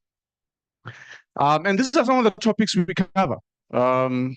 I'll tell you more about what cyber psychology is during the course of the presentation, but these are some of the topics that we cover, from helping organizations develop effective cultures where they can equip their employees, where they can equip their members with the skills they need for them to be able to use the internet safely, handling issues like cyber trauma. You can imagine there are a lot of harms that are occurring as a result of inappropriate use of technology, inappropriate engagement through technology. Think of victims of cyberbullying. Think of victims of online sexual harassment, right? Sometimes it can have such a traumatic effect on a victim to a point where they need assistance. How do we assist them? And also, how do we help mental health professionals understand cyber trauma and be able to assist victims in a manner that is appropriate, right? The psychology of passwords, we talk about these things, and like I said, the way we engage with technology is a lot more psychological than we think. Some of the things may appear simple and easy, just because it's what you come up with in your mind. But what are the factors behind your thinking? What are the factors behind your habits, your behaviors in the digital space? Why do people use names of their pets when it comes to passwords, or their birthdays, their hometowns, names of their children, things that are easy to guess, right? And then also helping organizations with training on cybersecurity for non-IT professionals. Often when we think cybersecurity skills, we think the guys in IT, right? In businesses, in civil society organizations, and government departments. But what we do through our training programs is to remind everyone that cybersecurity today is for everyone. Why do you think it's for everyone? Why is it important that everyone has cybersecurity skills? In fact, I forgot to recognize the guys that are joining us online. I do recognize you guys from the different hubs that are connected. Why is it important for everyone to have basic cybersecurity knowledge, understanding, and even skills? So there's the CIA triad, which is confidentiality, integrity, and availability. So people also need to understand that explosion of information needs to be secured, and that also they need to understand the types of attacks out there in the world. So for me, basically, it's mostly the CIA triad that one should be most to be exposed, that people should be aware of and have knowledge about it, sir. Absolutely. Who else would like to help us? Why is it important that everyone has some basic cybersecurity knowledge? To protect their personal data and their privacy. Good. Emme? So I think we are all affected, indirect or direct, by, we are victims, can I just say, cyberbullying. Some of us, yes, absolutely. Here's why it's important for everyone. During COVID, they used to say, if you're not affected, you are what? If you're not infected, you are affected somehow, right? Here's why it's important, because as a society, we are increasingly becoming digitalized. These gadgets, these devices are now part of our everyday lives, right? So what we do is we make sure that organizations realize that even the guy at the gate, even the cleaner, they use a smart device, right? And therefore it's important for them to also have knowledge, because they can take the cleaner to expose the entire organization to a cyber attack. It can take the guy at the gate to expose everybody by clicking a malicious link. So that's what we do with our cybersecurity awareness training. All right. So the topic, cyber psychology for business, but mainly from an internet governance perspective. Right. So this morning we heard a lot about internet governance at international level, at national level, right? But there's also internet governance at an individual level and at an organizational level, right? You may be a university, you may be a government department, you may be a business. It's important that you understand the basics of internet governance. At an international level, there are those multilateral frameworks that Henriette spoke about, right? At national level, need to be considered, right? To ensure that there is effective governance of the way the internet is used, right? Taking care of things like access, security, right? At a personal level, you also have to have an understanding of the measures you need for you to be able to use technology safely, but also meaningfully to advance in life, right? So those are some of the things that we're going to discuss in terms of, but then again, what does it mean? And what are the areas of importance that we need to have an understanding of when it comes to the use of technology? Cyber psychology, what is it? We'll get to that. This is us nowadays. These are some of the images that you find on the internet. This is a reflection of us in the current era. This is what's in our heads. Most of us here right now, this is what's dominating our minds. Right? Am I the only one whose head is full of these icons? Email. Am I the only one whose head is full of these icons? Some of us, it's just social media. From morning, from sunrise to sunset, right? Sunrise to sunrise, right? And even, crying emojis. Some of us are crying because of what we're going through. Some of us, our hairs have grown too big because there's just a lot to consume. Isn't it? There is just a lot to consume. And some of us, the first thing we ask when we get to a place, what do we ask? Before we even ask for water or where the bathroom is. Yeah. Right? Am I lying? Am I lying? Some of us, that's what we did when we arrived here, right? Yeah, you looked around the room to check if there's, right? But that's the reality of life today. Some of us are like this. We are trapped. This is a reflection of life today for a majority of us. Therefore, some of us needs to be repaired. Some of us, we need maintenance, right?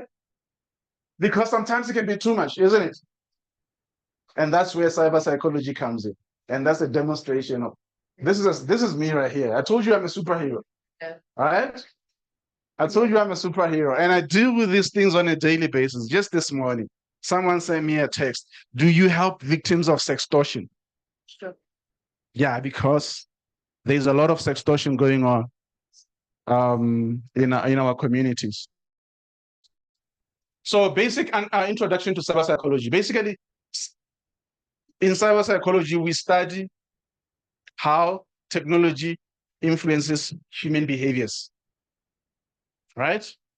The effect of the use of technology, the effect of user engagement with technology and through technology on our mental well-being, right? And this is some of the things we look at in terms of areas of interest in cyber psychology. Human-computer interaction. Why do people interact with technology the way they interact? What influences that? What are the factors? And what are the effects of negative engagement? How does technology affect people negatively, right? Looking at online behavior, studying and understanding online behaviors, online identity and self-presentation. Why do people present themselves the way they present themselves? You know, on Instagram, people present themselves in the fleshiest of the ways, right? Why do people do that? What are they trying to achieve? Some people are looking for likes. Some people are looking for views. Some people are looking for shares. What's behind that? What's driving that, right? Online relationships and social interactions. Internet and gaming addiction. Internet addiction is real, right? You know you are bordering addiction when you forget your phone at home and you are restless the whole day.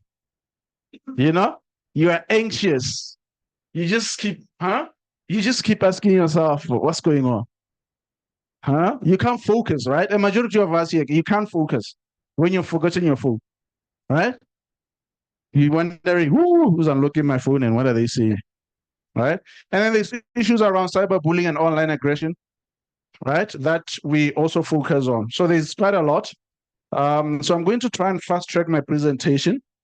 Now we're getting into understanding cyber psychology and the things that we have to be aware of at all times. You know, when it comes to the use of the internet, there's the good and the bad, right?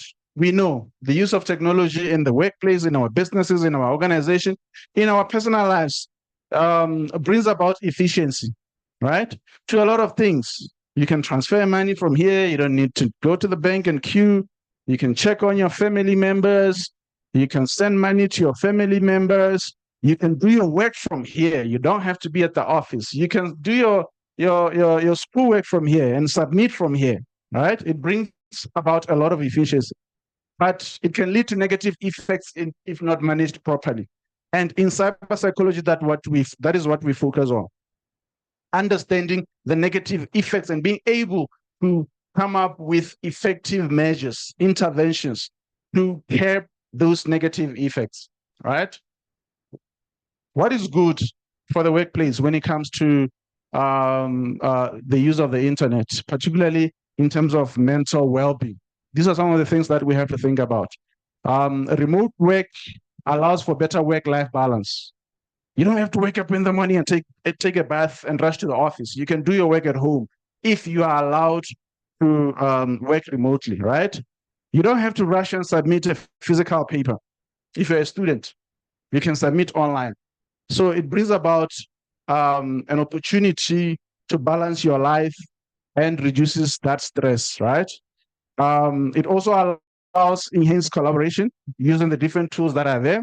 You can engage with your team members, the members of your teams, your colleagues at work or in class from wherever they are, and be able to do work. And also you can access information. You can access information easily. Now, in terms of the business,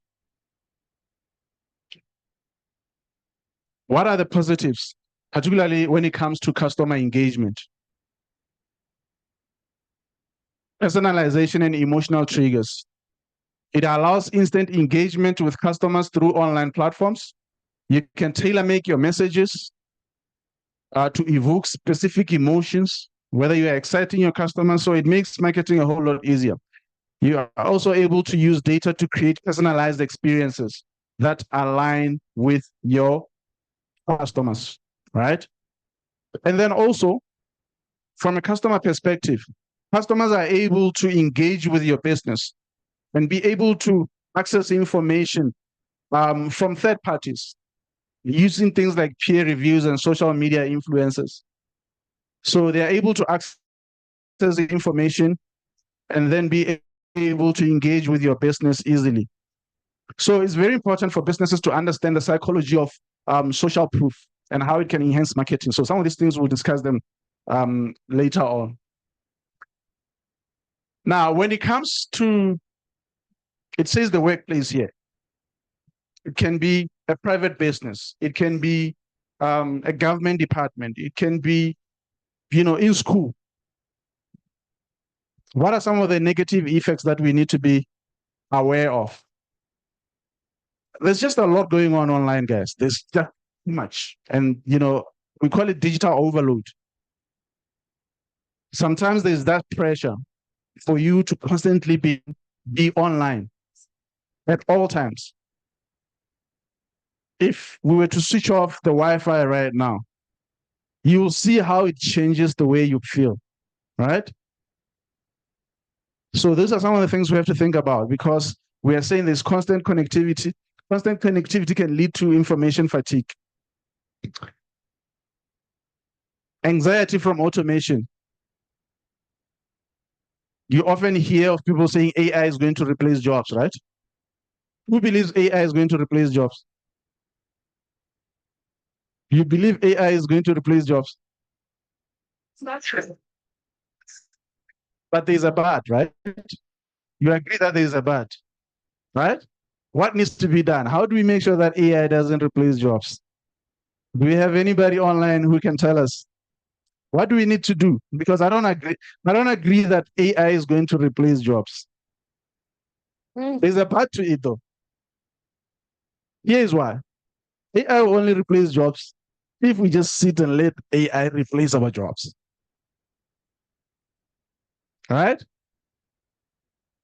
AI will only replace our jobs if we let it replace our jobs. What do we need to do, my brother?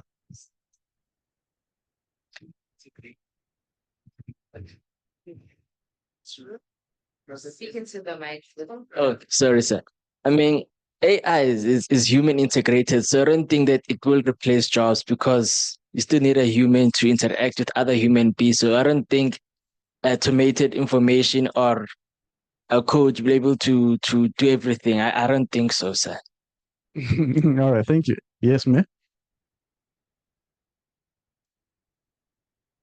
Probably let's start by saying AI is not new. It has been around. But what has changed is how our information is utilized to project some foresight. But if you look at where we started with computers, you still remember that big typing machine? Yes. And then you moved to Word Perfect, then you moved to Word, and where are we? What I'm coming to is that AI will never replace any job for as long as we are able to say, what are the competencies that are required at this stage to be able to direct the process? Because AI is directed by us. Absolutely. The LLMs are given by us to Zoom, and then Zoom uses them. Absolutely. Absolutely. Like I said, yes. I just think that perhaps we should create a culture from a young age where we get to understand the concept of coding, because I think that a lot of the fear is really because of ignorance. where you think that AI, I know in COVID, people said a whole lot of things, but I think that digital era, the information era really, really requires us to engage a step level, so that, for example, I know that in China or India, the children are taught how to code, not because the computer is going to take over, but because they will then create the new cars, right? So that they're not surprised in terms of the next level, the next 10th, industrial revolution. But if you are still stuck in agriculture, you didn't get into the third industry or any of you are always sort of thinking that everything is, you live in a very, what's the word? You're superstitious, right? And so I think that I'm going to sound controversial, but I think that as South Africa, yes, we've got the great values in the Constitution, but we have not really sorted out the nitty-gritty, which is that a lot of the stuff that happened in apartheid was very witchcraft-based. So you have that layer of thought, which makes it difficult to sort of be rational and to sort of get to understand why things like AI will never really replace humans, and that there's a difference between television, for marketing reasons or whatever, just to make things spectacular. Yeah. And reality. I get it. Yeah. Yes. Thank you. How do we make sure, my brother, you wanted to say something, but I have a question for you. Amazon, right? Has self-serving stores in the UK and in the US, right? You don't need cashiers, right? Then we have cashiers in our supermarkets here, Pick and Pay, Spar, who are scared that if our employers were to bring that concept here, or if Amazon supermarkets or stores, whatever it's called, was to come here, that means we're going to lose our jobs. How do cashiers make sure that even if self-serving stores were to come to South Africa, they will not lose their jobs? Answer that question, then you can comment. Thank you so much. Yeah, I don't want to sound like a pessimistic person, but I do believe that AI will have a huge impact on jobs. I don't know if it will be a good impact or a bad impact. But before I answer your question, I'll take you back to, I think it was at the end of the Second World War, where we saw something that is called Fordism. I'm not sure if you've heard about the term Fordism. So that is where we started to see a lot of mass production of a lot of companies. So Ford was the leading pioneer in that. So the reason they call it Fordism is because they noticed that a lot of jobs that were, I think it was at the beginning of the second industrial revolution. So what they noticed is that a lot of jobs that were, because they were mass producing in big production warehouses, a lot of jobs that were initially be done by 100 people could be done by no more than 20 people because of the new machines and everything. So even with AI right now, you gave a perfect example with regards to Amazon, because now they even have drones. They are even testing out drones that they use to deliver. So now what happens to that person? Because those drones obviously they're programmed with AI. What happens to the job of that person who used to deliver? Do you understand? So there will be an impact. Yes, there will be more opportunities as change comes. But the only thing that is constant in this world is change. Nothing else is the same. I hope I make my point clear. Absolutely. Here's what needs to happen. We need to reinvent ourselves. This is an interesting topic because I see everybody wants to have a say. We need to reinvent ourselves. I'm standing here. 8 years ago, I was a journalist. I was not a cyber psychologist. I was a journalist, a news reporter, working in a radio station, a broadcaster. Today, I'm a cyber psychologist. There's only 2 cyber psychologists, as Cholo said, in Africa. I became interested and started researching about the negative effects of the internet on societies, on communities. Then I took myself to school in the UK to study cyber psychology at master's level. All right. Then I came back. Today I get hired to present, banks especially, because there's a lot of fear in banks because people are losing their jobs. So banks call me today to talk to their employees about personal reinvention. We know you as a journalist. Today you are here as this cyber guy. How did that change come about? And this is what I always talk about. People shouldn't be fearful. People should look for opportunities in change.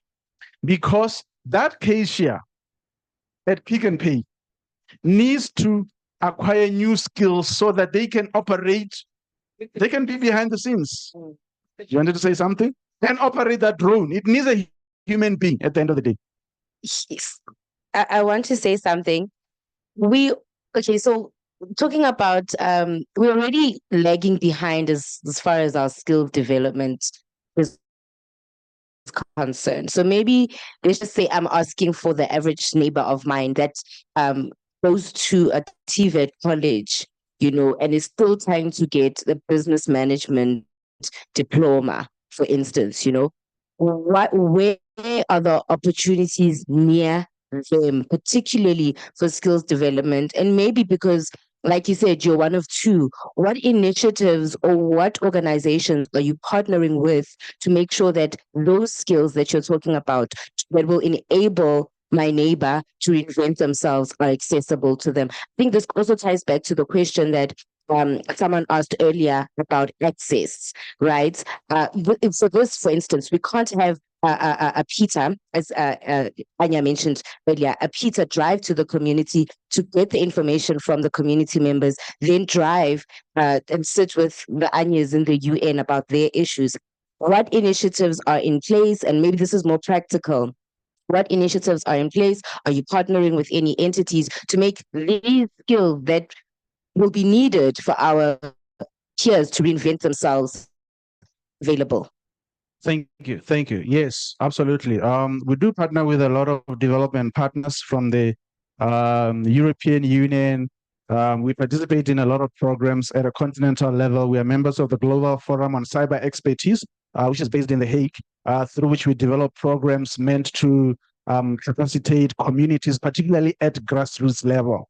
In fact, our program was showcased in Ghana last year at the Global Conference on Cyber Resilience as one of the case studies on building cyber resilience at grassroots level, because that's what we focus on. But here's the thing. I don't know if you guys have seen this. There's research that has established that the majority of people who have smartphones. Research. Yes. Good. Yes. Thank you. Thank you. There's research that has established that a majority of us that have smartphones only use about 3% of these tools. I'm telling you, even that have a majority of us that have access to the internet. We also have a program where in the different countries that we operate in, we train out of school youth. The education system in Africa. Some students are out of the education system after high school, some middle school, middle secondary, right? And most of them end up at home with nothing to do. But a majority of them have smartphones. And we always ask them, what do you use this tool for? You are unemployed, you are not in school, you have a smartphone, you have access to the internet, either at the community library.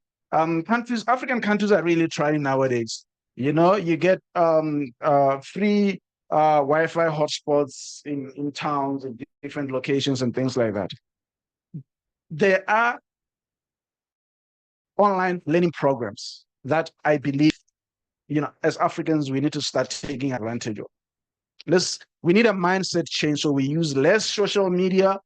If you ask teenagers in particular what they use the internet for, in most cases is TikTok, it's Instagram, it's Facebook, and not for learning purposes. So like I said, in answering Solo's question, I think we need to start promoting mindset change when it comes to our engagement with the internet, because there's so many opportunities out there that we are not taking advantage of. And we are not even, this is not being taught in our communities. The first thing we do is, even if I get my child a phone, I want them to play games. Those are the habits that they're going to grow up with. But then I understand, because even us as parents, sometimes we have little information. Yeah. But it's time now we start learning about these things. That parental guidance that I spoke about earlier, it's important. What are the opportunities? They say YouTube for instance, I'm not saying quit university, those that are still in university. It's the best university out there. You can learn almost anything and everything on YouTube. Guys, potatoes are expensive nowadays at the supermarket. You know that, right? A bag of potatoes as compared to 2-3 years ago, right? You can find videos on how to grow potatoes in your backyard. If you want the worst. Right?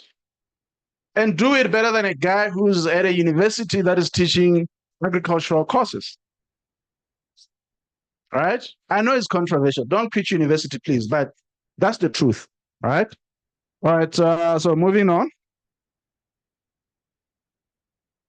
So there's also issues around, we spoke about this, online communication and employee stress. You know, we are focusing on cyber psychology. Remember the effects and how we can curb the negative effects.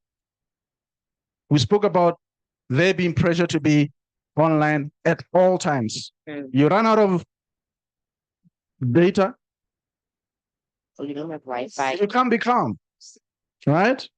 You are going to try by all means, and you are going to stop everything that you're doing. If you are in traffic and you need to get somewhere where you can get data, you know what happens? Anxiety, right?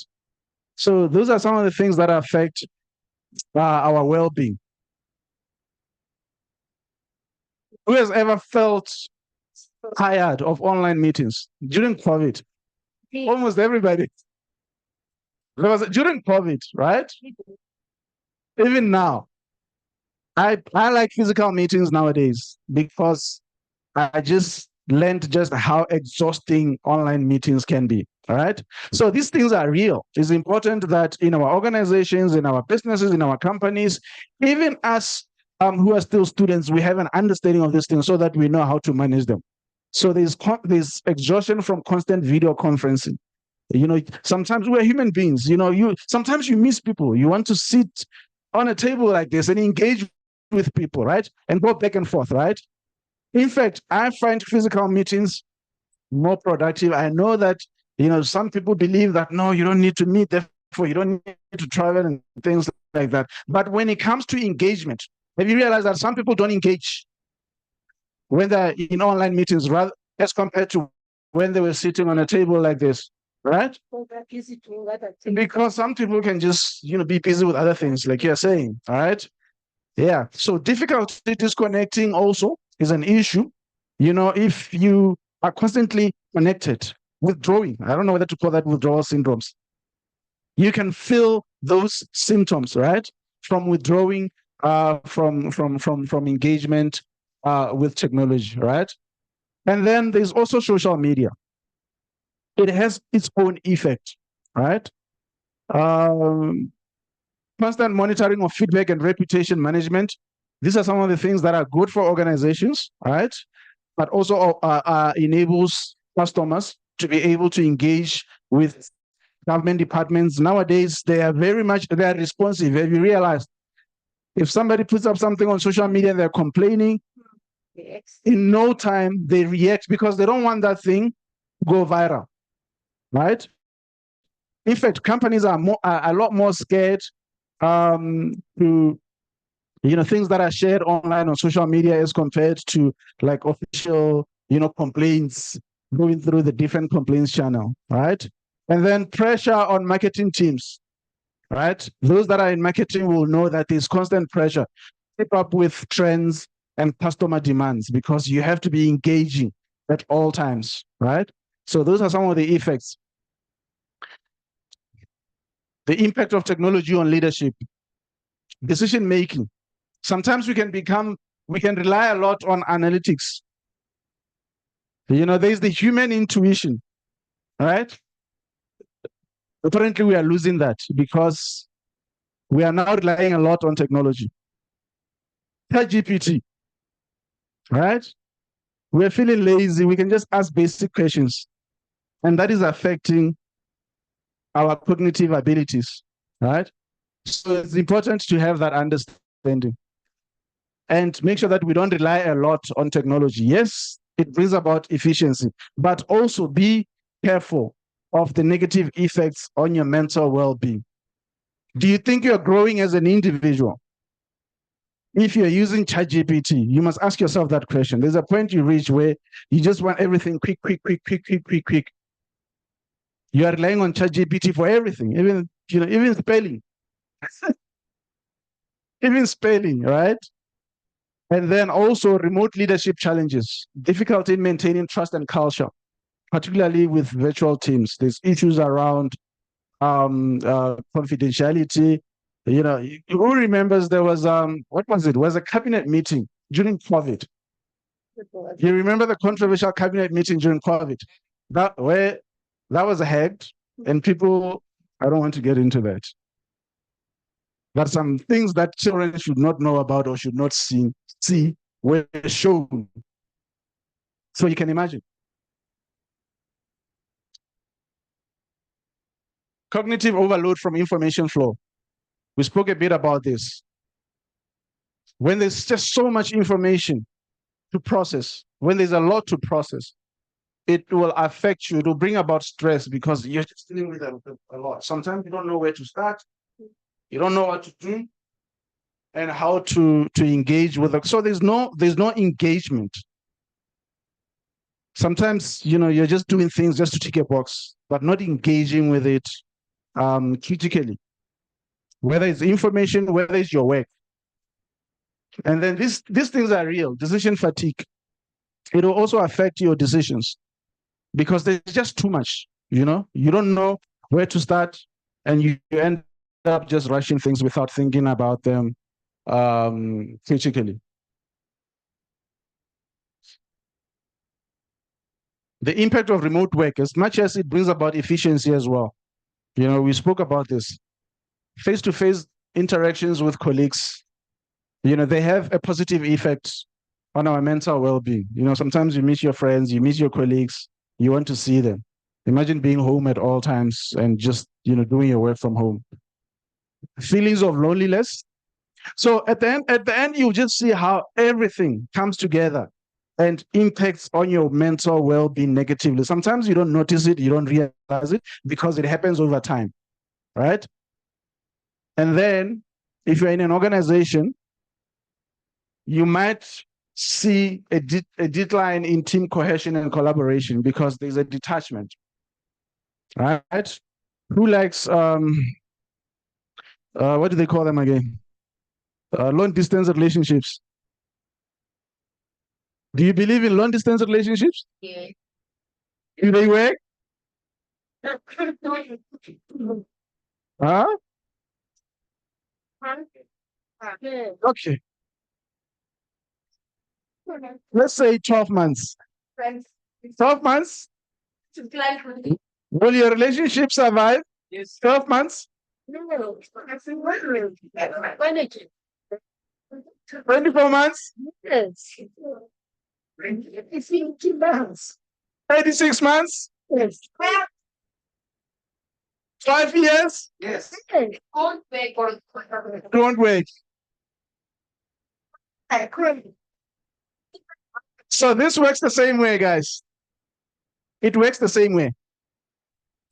You may do the work, but eventually that team cohesion, you lose it. Everybody here knows that, they bond with their colleagues at work, right? You become friends. So first you become colleagues, then eventually you become friends to a point where you know each other's families, you go to each other's social gatherings and things like that, right? So now, if all you do is meet online, engage online, this will be affected, right? I spoke a lot about increased anxiety and depression. Depression now is at another level, but it is real. This is the anxiety. This is what you get when you have forgotten your phone or when the Wi-Fi is off, and then you feel like, there's something wrong with me, all right? Cognitive fatigue. Sometimes, have you realized, I can't read a book, a digital version of a book. And a majority of us can't. Studies have confirmed that a majority of people, you can't just engage with a book on a PDF as compared to a physical book. All right. Well, obviously, for some of us, is because we come from the analog era, so the transition also matters. But even then, there are studies that have been conducted for the digital natives. We know our children, their attention span. Yeah, they want to touch here, touch there, do this, do that. So there's a lot of task switching between digital tools. It also affects. Yes, please. She wants to say something. Yes, please feel free to comment. Even those that are joining us online, please feel free. We're having a conversation.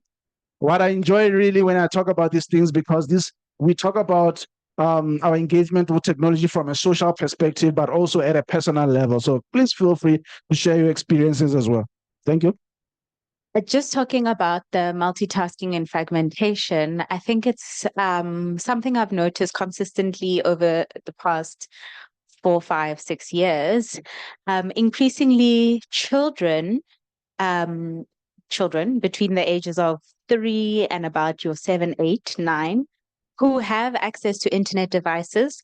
So usually your television in a shared family space, or a phone or tablet that they may occasionally be able to use, are very quick to leave the framework of the information that is allocated to them and go into the things that they're not supposed to really be looking at, that are not even targeted at them, but maybe just happen to be cartoons. Okay, so there's obviously some kind of algorithmic bias, but I think it's less the algorithmic than a visual bias, right? That they build into their algorithm to say, oh yeah, I actually do want to get regular information on, cars knocking people over, as opposed to Peppa Pig. So I'm just trying to figure out if there's any further research that's been in on this space, because it's very specific. I think for me, beyond what I have as an adult, it's as young as 4 or 5 years old, where the internet switch between what is productive in digital tools use and what is not productive in digital tools use. So the switch I make from email to Instagram is very fast. Similarly, kids switch as easily. However, they don't come back. They almost need an intervention to get back onto the track. So I'm curious to hear from you on your subjects. What of all of this? Absolutely. You see, these tools are deliberately designed to get us hooked. YouTube, TikTok, all these online platforms are deliberately designed to get us hooked, because remember, they make money from engagement. That's why on YouTube, when you watch a video for 2 seconds, it doesn't lead to monetization. Yeah. And therefore they encourage people to at least watch for 60 seconds, because only after 60 seconds, that's when the content producer can monetize. So now on YouTube, on the interface, there's the main window, and then there's other recommended videos. While you are watching this one, there's something else appearing here that looks nicer than this one. Then you flip. While you are watching that one, something else appears. And imagine children. When you're an adult, you know what you're looking for. Sometimes you can hold yourself and just focus. But for children, it's damaging children. Because I don't know if you realize, I have a 12-year-old. He can't watch a 90-minute soccer match because he's used to 30 seconds videos, used to switching. We can't watch a movie together. So it really damages their attention span, all right? So the solution is digital detoxing, which we're going to talk about. Now, it requires a lot more from us parents. Earlier, when I spoke about the Cyber Smart Parenting program that we have, the common complaint from parents is David, these things, we don't have the time. That's why we use this to babysit without realizing the damage that we are doing to our children. Emma. Do you have a microphone? TikTok, in fact, is making things worse. YouTube is better. TikTok is making things worse. Probably the question I'm going to ask is a bit of a problematic one. We're talking about these gadgets and whatever is here. But have you ever, I was presenting somewhere, I said, hands up those who have 3 SIM cards, a phone with 3 SIM cards. And all hands were up. I then said, hands up anyone who has a gadget that is South Africa, PTY, or Nigeria, or Kenya. There was no hand. Where am I getting to? The same, who are we? Who provides the TikTok and TikTok? Where they come from? All these are not allowed. The same YouTube, the same WhatsApp. If you go to China now, you will not be able to use it. The question is, you are dealing with the psychology of the mind. It is the basic thing as Africans that you must get back. Because there's a servitude that you must deal with before anything else. Because now we're talking about this, developing ours. It is going to be like the one in China, like the one in Taiwan, like the one in Pakistan, which makes sure that within that territory, you focus on this and nothing else. Thank you. So when it comes to internet governance, these protocols, there is interventions, these laws at international, at national level. But because our engagement with technology happens at a personal level, the most effective intervention is parental guidance for children, awareness for adults. You need to be aware of these things so you can know how they impact on your well-being. So you can know the steps that you need to take for you to be able to protect yourself. Right? Right now, the debate around the world is, at what age should children be allowed to use smartphones? In China, they've started that. All right? In Europe, that is the debate. Even in schools, should children be allowed to bring phones to school? Right? But the most effective thing, children are more vulnerable at home than at school. It is us. Who are parents here?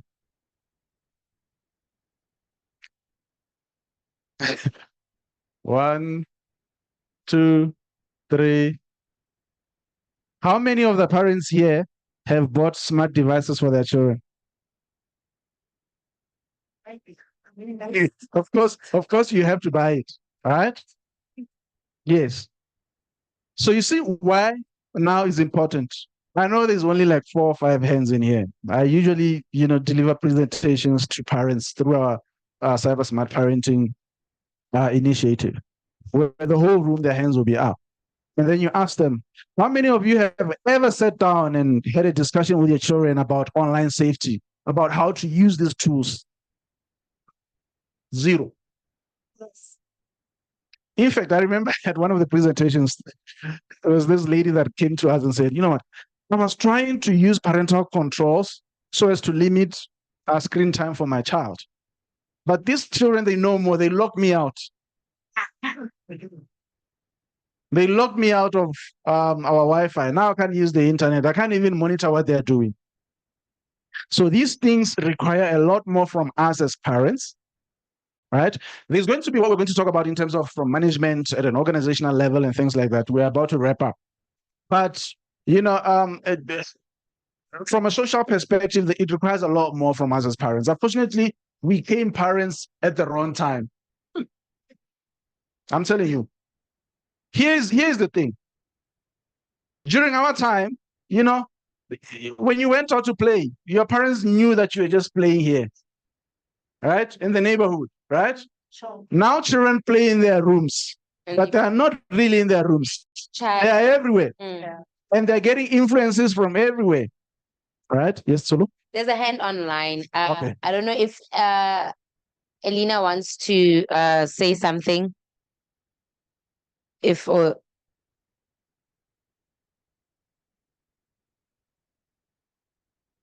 you can go ahead. If they're not there, then because there's no question in the chat. Yeah. All right. So okay. So let's continue. We spoke about the negative effects, cognitive fatigue, reduced focus, and this cognitive overload. And most of us really struggling to retain information due to constant interruptions. There's what we call techno stress and anxiety as well. Stress induced by the need to constantly adapt to new technologies. There's always something new. You have to keep up, you have to keep up and learn how to use these tools because everybody's is talking about these new tools, right? Even at the workplace, they can be the stress. Now you're still learning this one. There's a new one that you must learn, right? So it can also affect performance at work because there's just so much. And some of us, like I said, we are from the digital era. So some of these things are new to us, and then it takes time to really adapt and change. So we spoke about anxiety and depression. So those are some of the negative effects. Increased burnout. I know we're running out of time. I'm standing between you and lunch. So let me just fast track this. And then also cybersecurity concerns.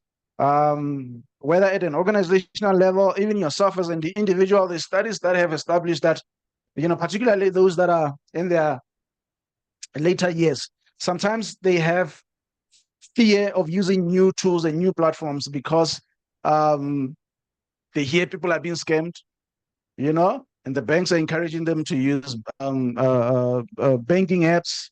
And the majority of elderly people don't want to use banking apps because there's a lot of talk about scams and things like that. So stress associated with managing passwords, forgetting passwords. That stress, right? That stress, right? So we end up using the same password across. Yeah. All right. So those are some of the problems. You know about this question, right? Why do men sit in their cars for 10 to 15 minutes before entering the house after work? Every man here stand up. Every man here stand up. Right? Right? Apparently men do this. Do you do this? No. Those that work. You get home, so you enter the house. I do that. Women do that too? Yeah. But apparently it started with men. No, it's everybody stressing everybody. Yeah. There's a question online. There's a hand online. Yeah. Helena, you can go ahead. Can you hear me? Yes, we can hear you. Okay, thank you.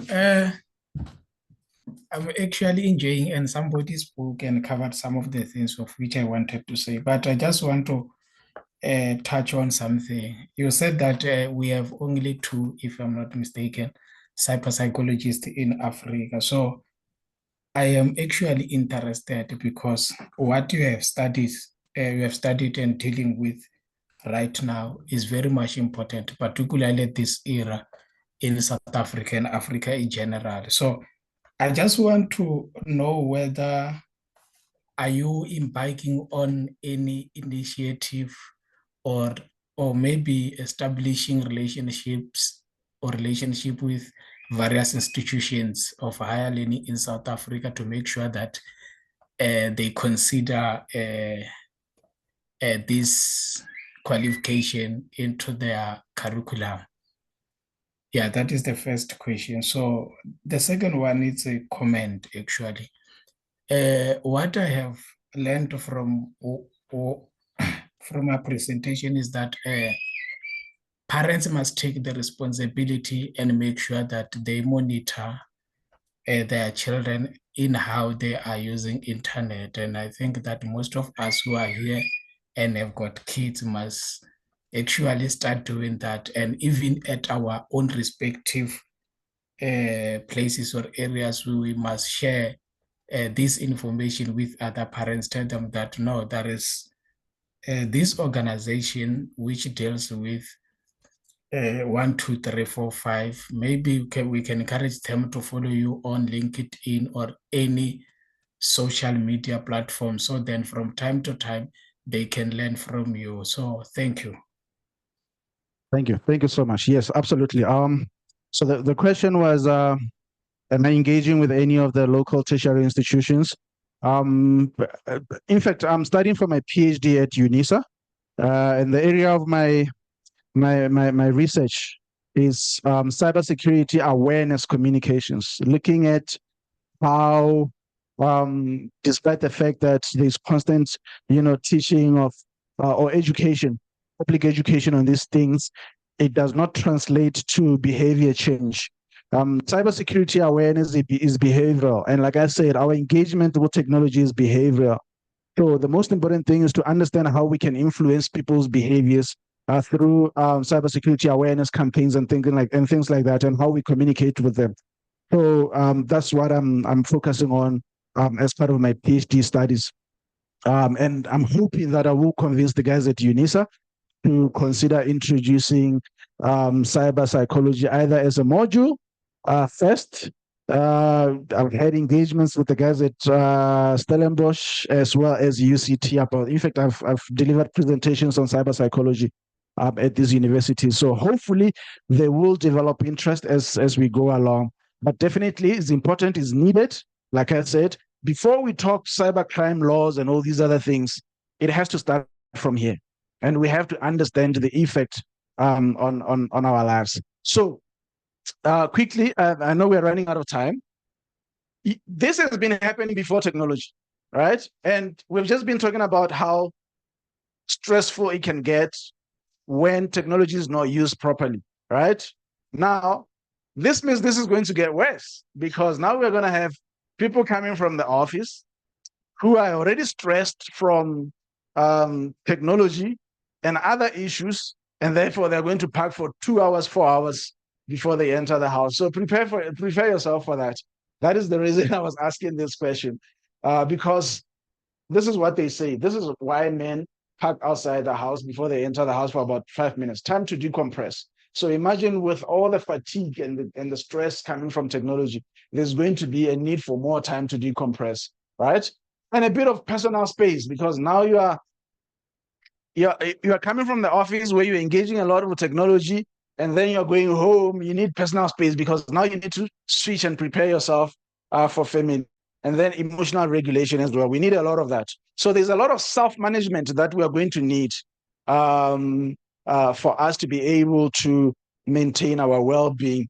Okay. Workplace solutions. What do we need to address this? It says workplace here, so it can be at school as well. So those that are students, please don't worry. There's something we call digital detoxing. Digital well-being is as important as physical well-being nowadays, because you can have six-pack and muscles, but if here your well-being is not, you are not well here, you can imagine what you will go through. So these things are very important. Email-free evenings, weekend, social media-free weekends and things like that, tech-free activities in your social circles, family circles, work circles, and things like that. So it's very important to set those boundaries as well. But most importantly, for you to be able to do this, you need to have an understanding of the significance and the importance of cybersecurity awareness and online safety. What is it? How do you make sure that you introduce it in your circles, whether at work, whether in the office, whether at home? So all this information is available online, and you can do research on that. For organizations, in terms of key takeaways, I think it's important to understand online behaviors. One of the things that I said at the beginning is there are a lot of positives, for businesses. It's very important that you have that understanding of user behavior, so you can be able to tailor make your services, your products, to ensure effective customer experience and enhance your marketing strategies and even boost your engagement. We live in an era of attention is a very important commodity nowadays. It's a very expensive commodity, but you can only get attention if your engagement is top notch, right? Enhancing user experience and customer engagement is very important for you to be able to maintain the effective experiences. Also supporting employees in a digital world. And how do you do that? You need to understand cyber psychology, how it works, and how it can be used to improve employee well-being. So everything that we spoke about here is crucial for organizations, it's crucial for schools, it's crucial for families. Basically, leveraging cyber psychological insights to enhance customer relationships, as well as optimizing employee performance and creating ethical digital practices is crucial in the era that we live in. So that's the end of my presentation. Thank you so much for your attention. If you have any questions, comments, I'll be more than happy to take those. But yes, I'm available. I'm on LinkedIn, David Ngweteng.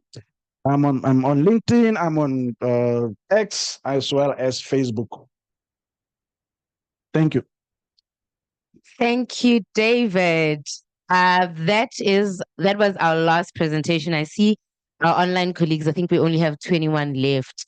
But maybe just before we wrap up in the next 15 minutes, then we can break for lunch. Let me get a sense of our online colleagues' level of understanding of what we've just discussed, or maybe just if you haven't had opportunity to say anything, I think maybe this is the opportunity for you so that you also feel engaged to maybe unmute yourself and then make comments or ask any questions while we still have them in the next 15 minutes. So I will ask our remote hub in Soweto, are there any questions that you have, and any questions or any comments that you have for it? Thank you. Thank you, Solo. Are we audible? Yes, you are. Okay, thank you very much.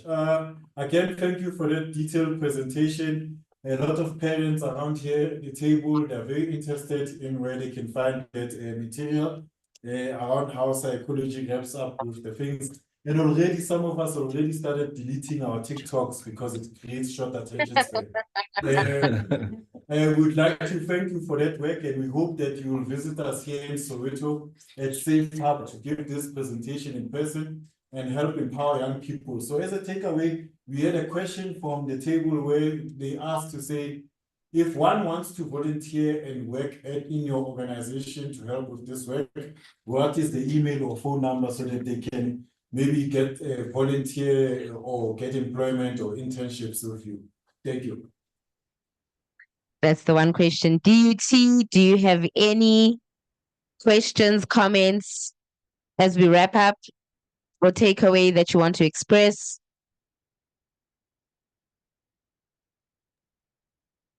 Hi everyone, Mandla here. I just want if maybe someone can share any info for further participation. If, for instance, I have a project, maybe that is right around developing something that can aid, especially in cybersecurity or so on. If I have a prototype or an idea I want to explore and so on, or showcase, I would like any information that can aid me in that regard. Thank you. Okay, I think we'll take one last question from within the room. Yes, thank you, Mr. David. What I would like to know is how effective do you think the cyber psychology has been to those people you have went to and presented to? Because there are those people who can say, yes, I understand what you're saying about cybersecurity and everything, but then I'm still not getting it. I'm still not aware of it, and I'm still not willing to change to it. So how do you think you can help those people who are afraid of change? Last question. I think that is a very, very important question, and I hope you spend a lot of time on it, in maybe helping us understand the risk also. My other question is around the the fact that you're a cyber psychologist, there are only 2 in Africa. And so my question is, if somebody did want to become this, who has been listening, what is the qualifying authority, or how should they go about it? Where can they learn to impact this kind of thing?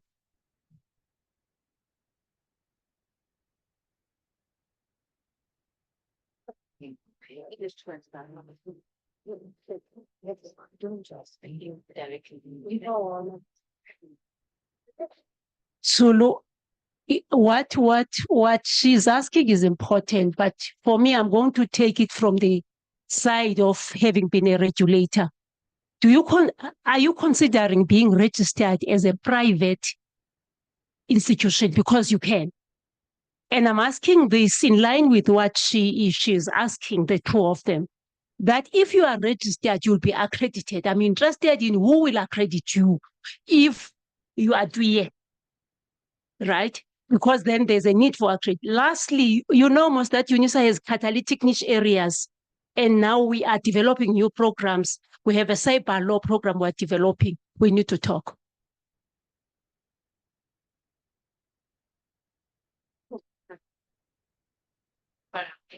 Thank you. I'll start with the last question. And yes, we need to talk. That's my answer. Let's talk.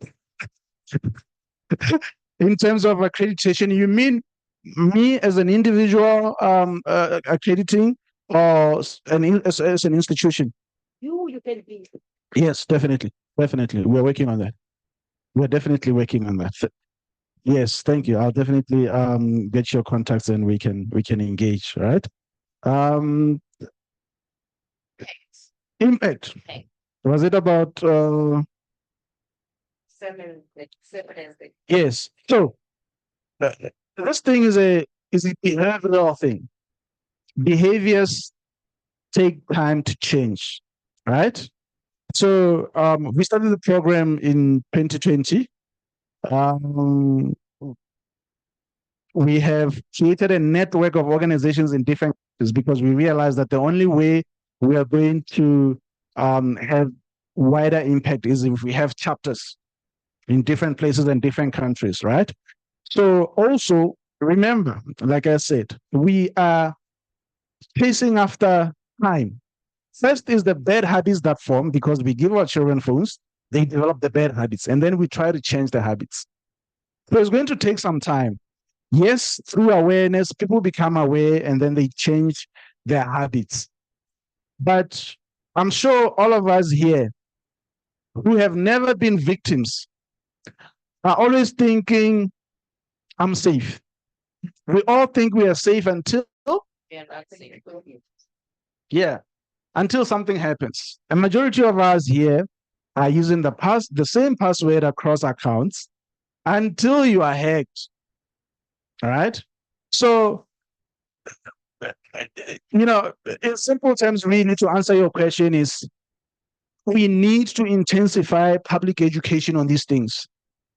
That's why we are having all these disciplines emerging: cyber psychology, cyber law, cyber sociology, because we have realized that as society is increasingly becoming digitalized, engagement with technology is now a part and parcel of our social lives, our culture. There's new culture. I know sometimes when we talk culture, we're thinking, people wearing skins and things like that, but this is culture. TikTok is culture. TikTok challenges are part of culture, right? So those are some of the things that we need to focus on. Identify the bad habits behind that are driving user vulnerabilities, the bad habits behind user risks, and devise effective interventions so as to help, but mainly through awareness. We do quite a lot of awareness, public education, through outreach engagements with communities, through media awareness campaigns and things like that. But I'll be the first to admit we're not doing enough. We're not doing enough. Tech companies are here in South Africa. The big tech companies. Meta is here, Google is here. Do you see them actively participating in awareness campaigns on user safety? Right? we need to increase the pressure. We need to do more. Like I said, for me, yes, the governments right now are coming up with data protection laws, are coming up with online safety laws and things like that. But at the end of the day, we can have those laws if the users are not empowered, because most of our engagement happens in our rooms, in our cars, at a personal level, where the government is not even there. So those are some of the things that we need to focus on to make sure that eventually we can lead to changes in behaviors. But because this is a user behavior thing, it takes time to change behaviors, right? There was a question from Soweto, right? I'll share the number that you must call to engage with us. That number is 065 509 6252. 065 509 6252. You can get in touch with us and we can engage and see how we can be of assistance. There was also a question about those that are developing cybersecurity prototypes and things like that. So you can also get in touch with us on that number and we will take it from there. We are constantly available, but if you can't get access of us, please, you can also use the different online platforms that we have on X, on Facebook, as well as LinkedIn, the African Cyber Smart Network. That is the name of the accounts, the African Cyber Smart Network. We'll be more than happy to engage and see how we can assist. Also collaborations with institutions that are willing to explore these new areas. We are going to see a lot of integration of cybersecurity and technology-related disciplines with social disciplines. Already we have cyber laws, we have cyber crime, we have cyber psychology, we have cyber sociology, we have what? Cyber consumerism. So there's so many of these things because we are a cyber society. The global society is a cyber society. This is going to be, I think, widespread around the world, and we should expect those changes. And this is also in line with what we spoke about earlier about AI. It's coming. We just need to prepare ourselves, right? Changing our curriculums, reskilling, repurposing, reinvention at a personal level. You are a lawyer today. You need to start thinking about how do you prepare yourself to have skills. You keep yourself with the skills to be still relevant in the digital space by learning cyber law, right? You are a criminologist. You need to understand the tricks that cyber criminals use so you can investigate your cases effectively. You need to equip yourself with the skills, the understanding, the knowledge of cyber crime. So you are a psychologist, right? Cyber psychologist right there. You are a social worker. The internet and digital technologies as a whole are changing the way we socialize. So there's need to understand social patterns, the changes, the trends in the way we relate and socialize, so we can be able to develop effective interventions. So basically, in a nutshell, that's how I would like to close. Thank you so much for your time. Thank you. There is a pre-event survey. I think that's the one that Toko was talking about, that you can just scan the QR code and then, participate in that. But that's the end of the program today. Obviously, tomorrow, there's also just 3 or 4 more experts that will be here to discuss with us various topics. I think the program has been emailed to you. But tomorrow there's also another packed program which will start at 9 o'clock, 10 o'clock and end at 1 o'clock to allow you guys time just to go home. But thank you, and we hope that we will see you again tomorrow. If there are any questions or concerns, please come to me just after everybody's gone out for lunch. Oh, sorry. By the way, lunch is being served downstairs at the restaurant. Please go have lunch. Thank you very much.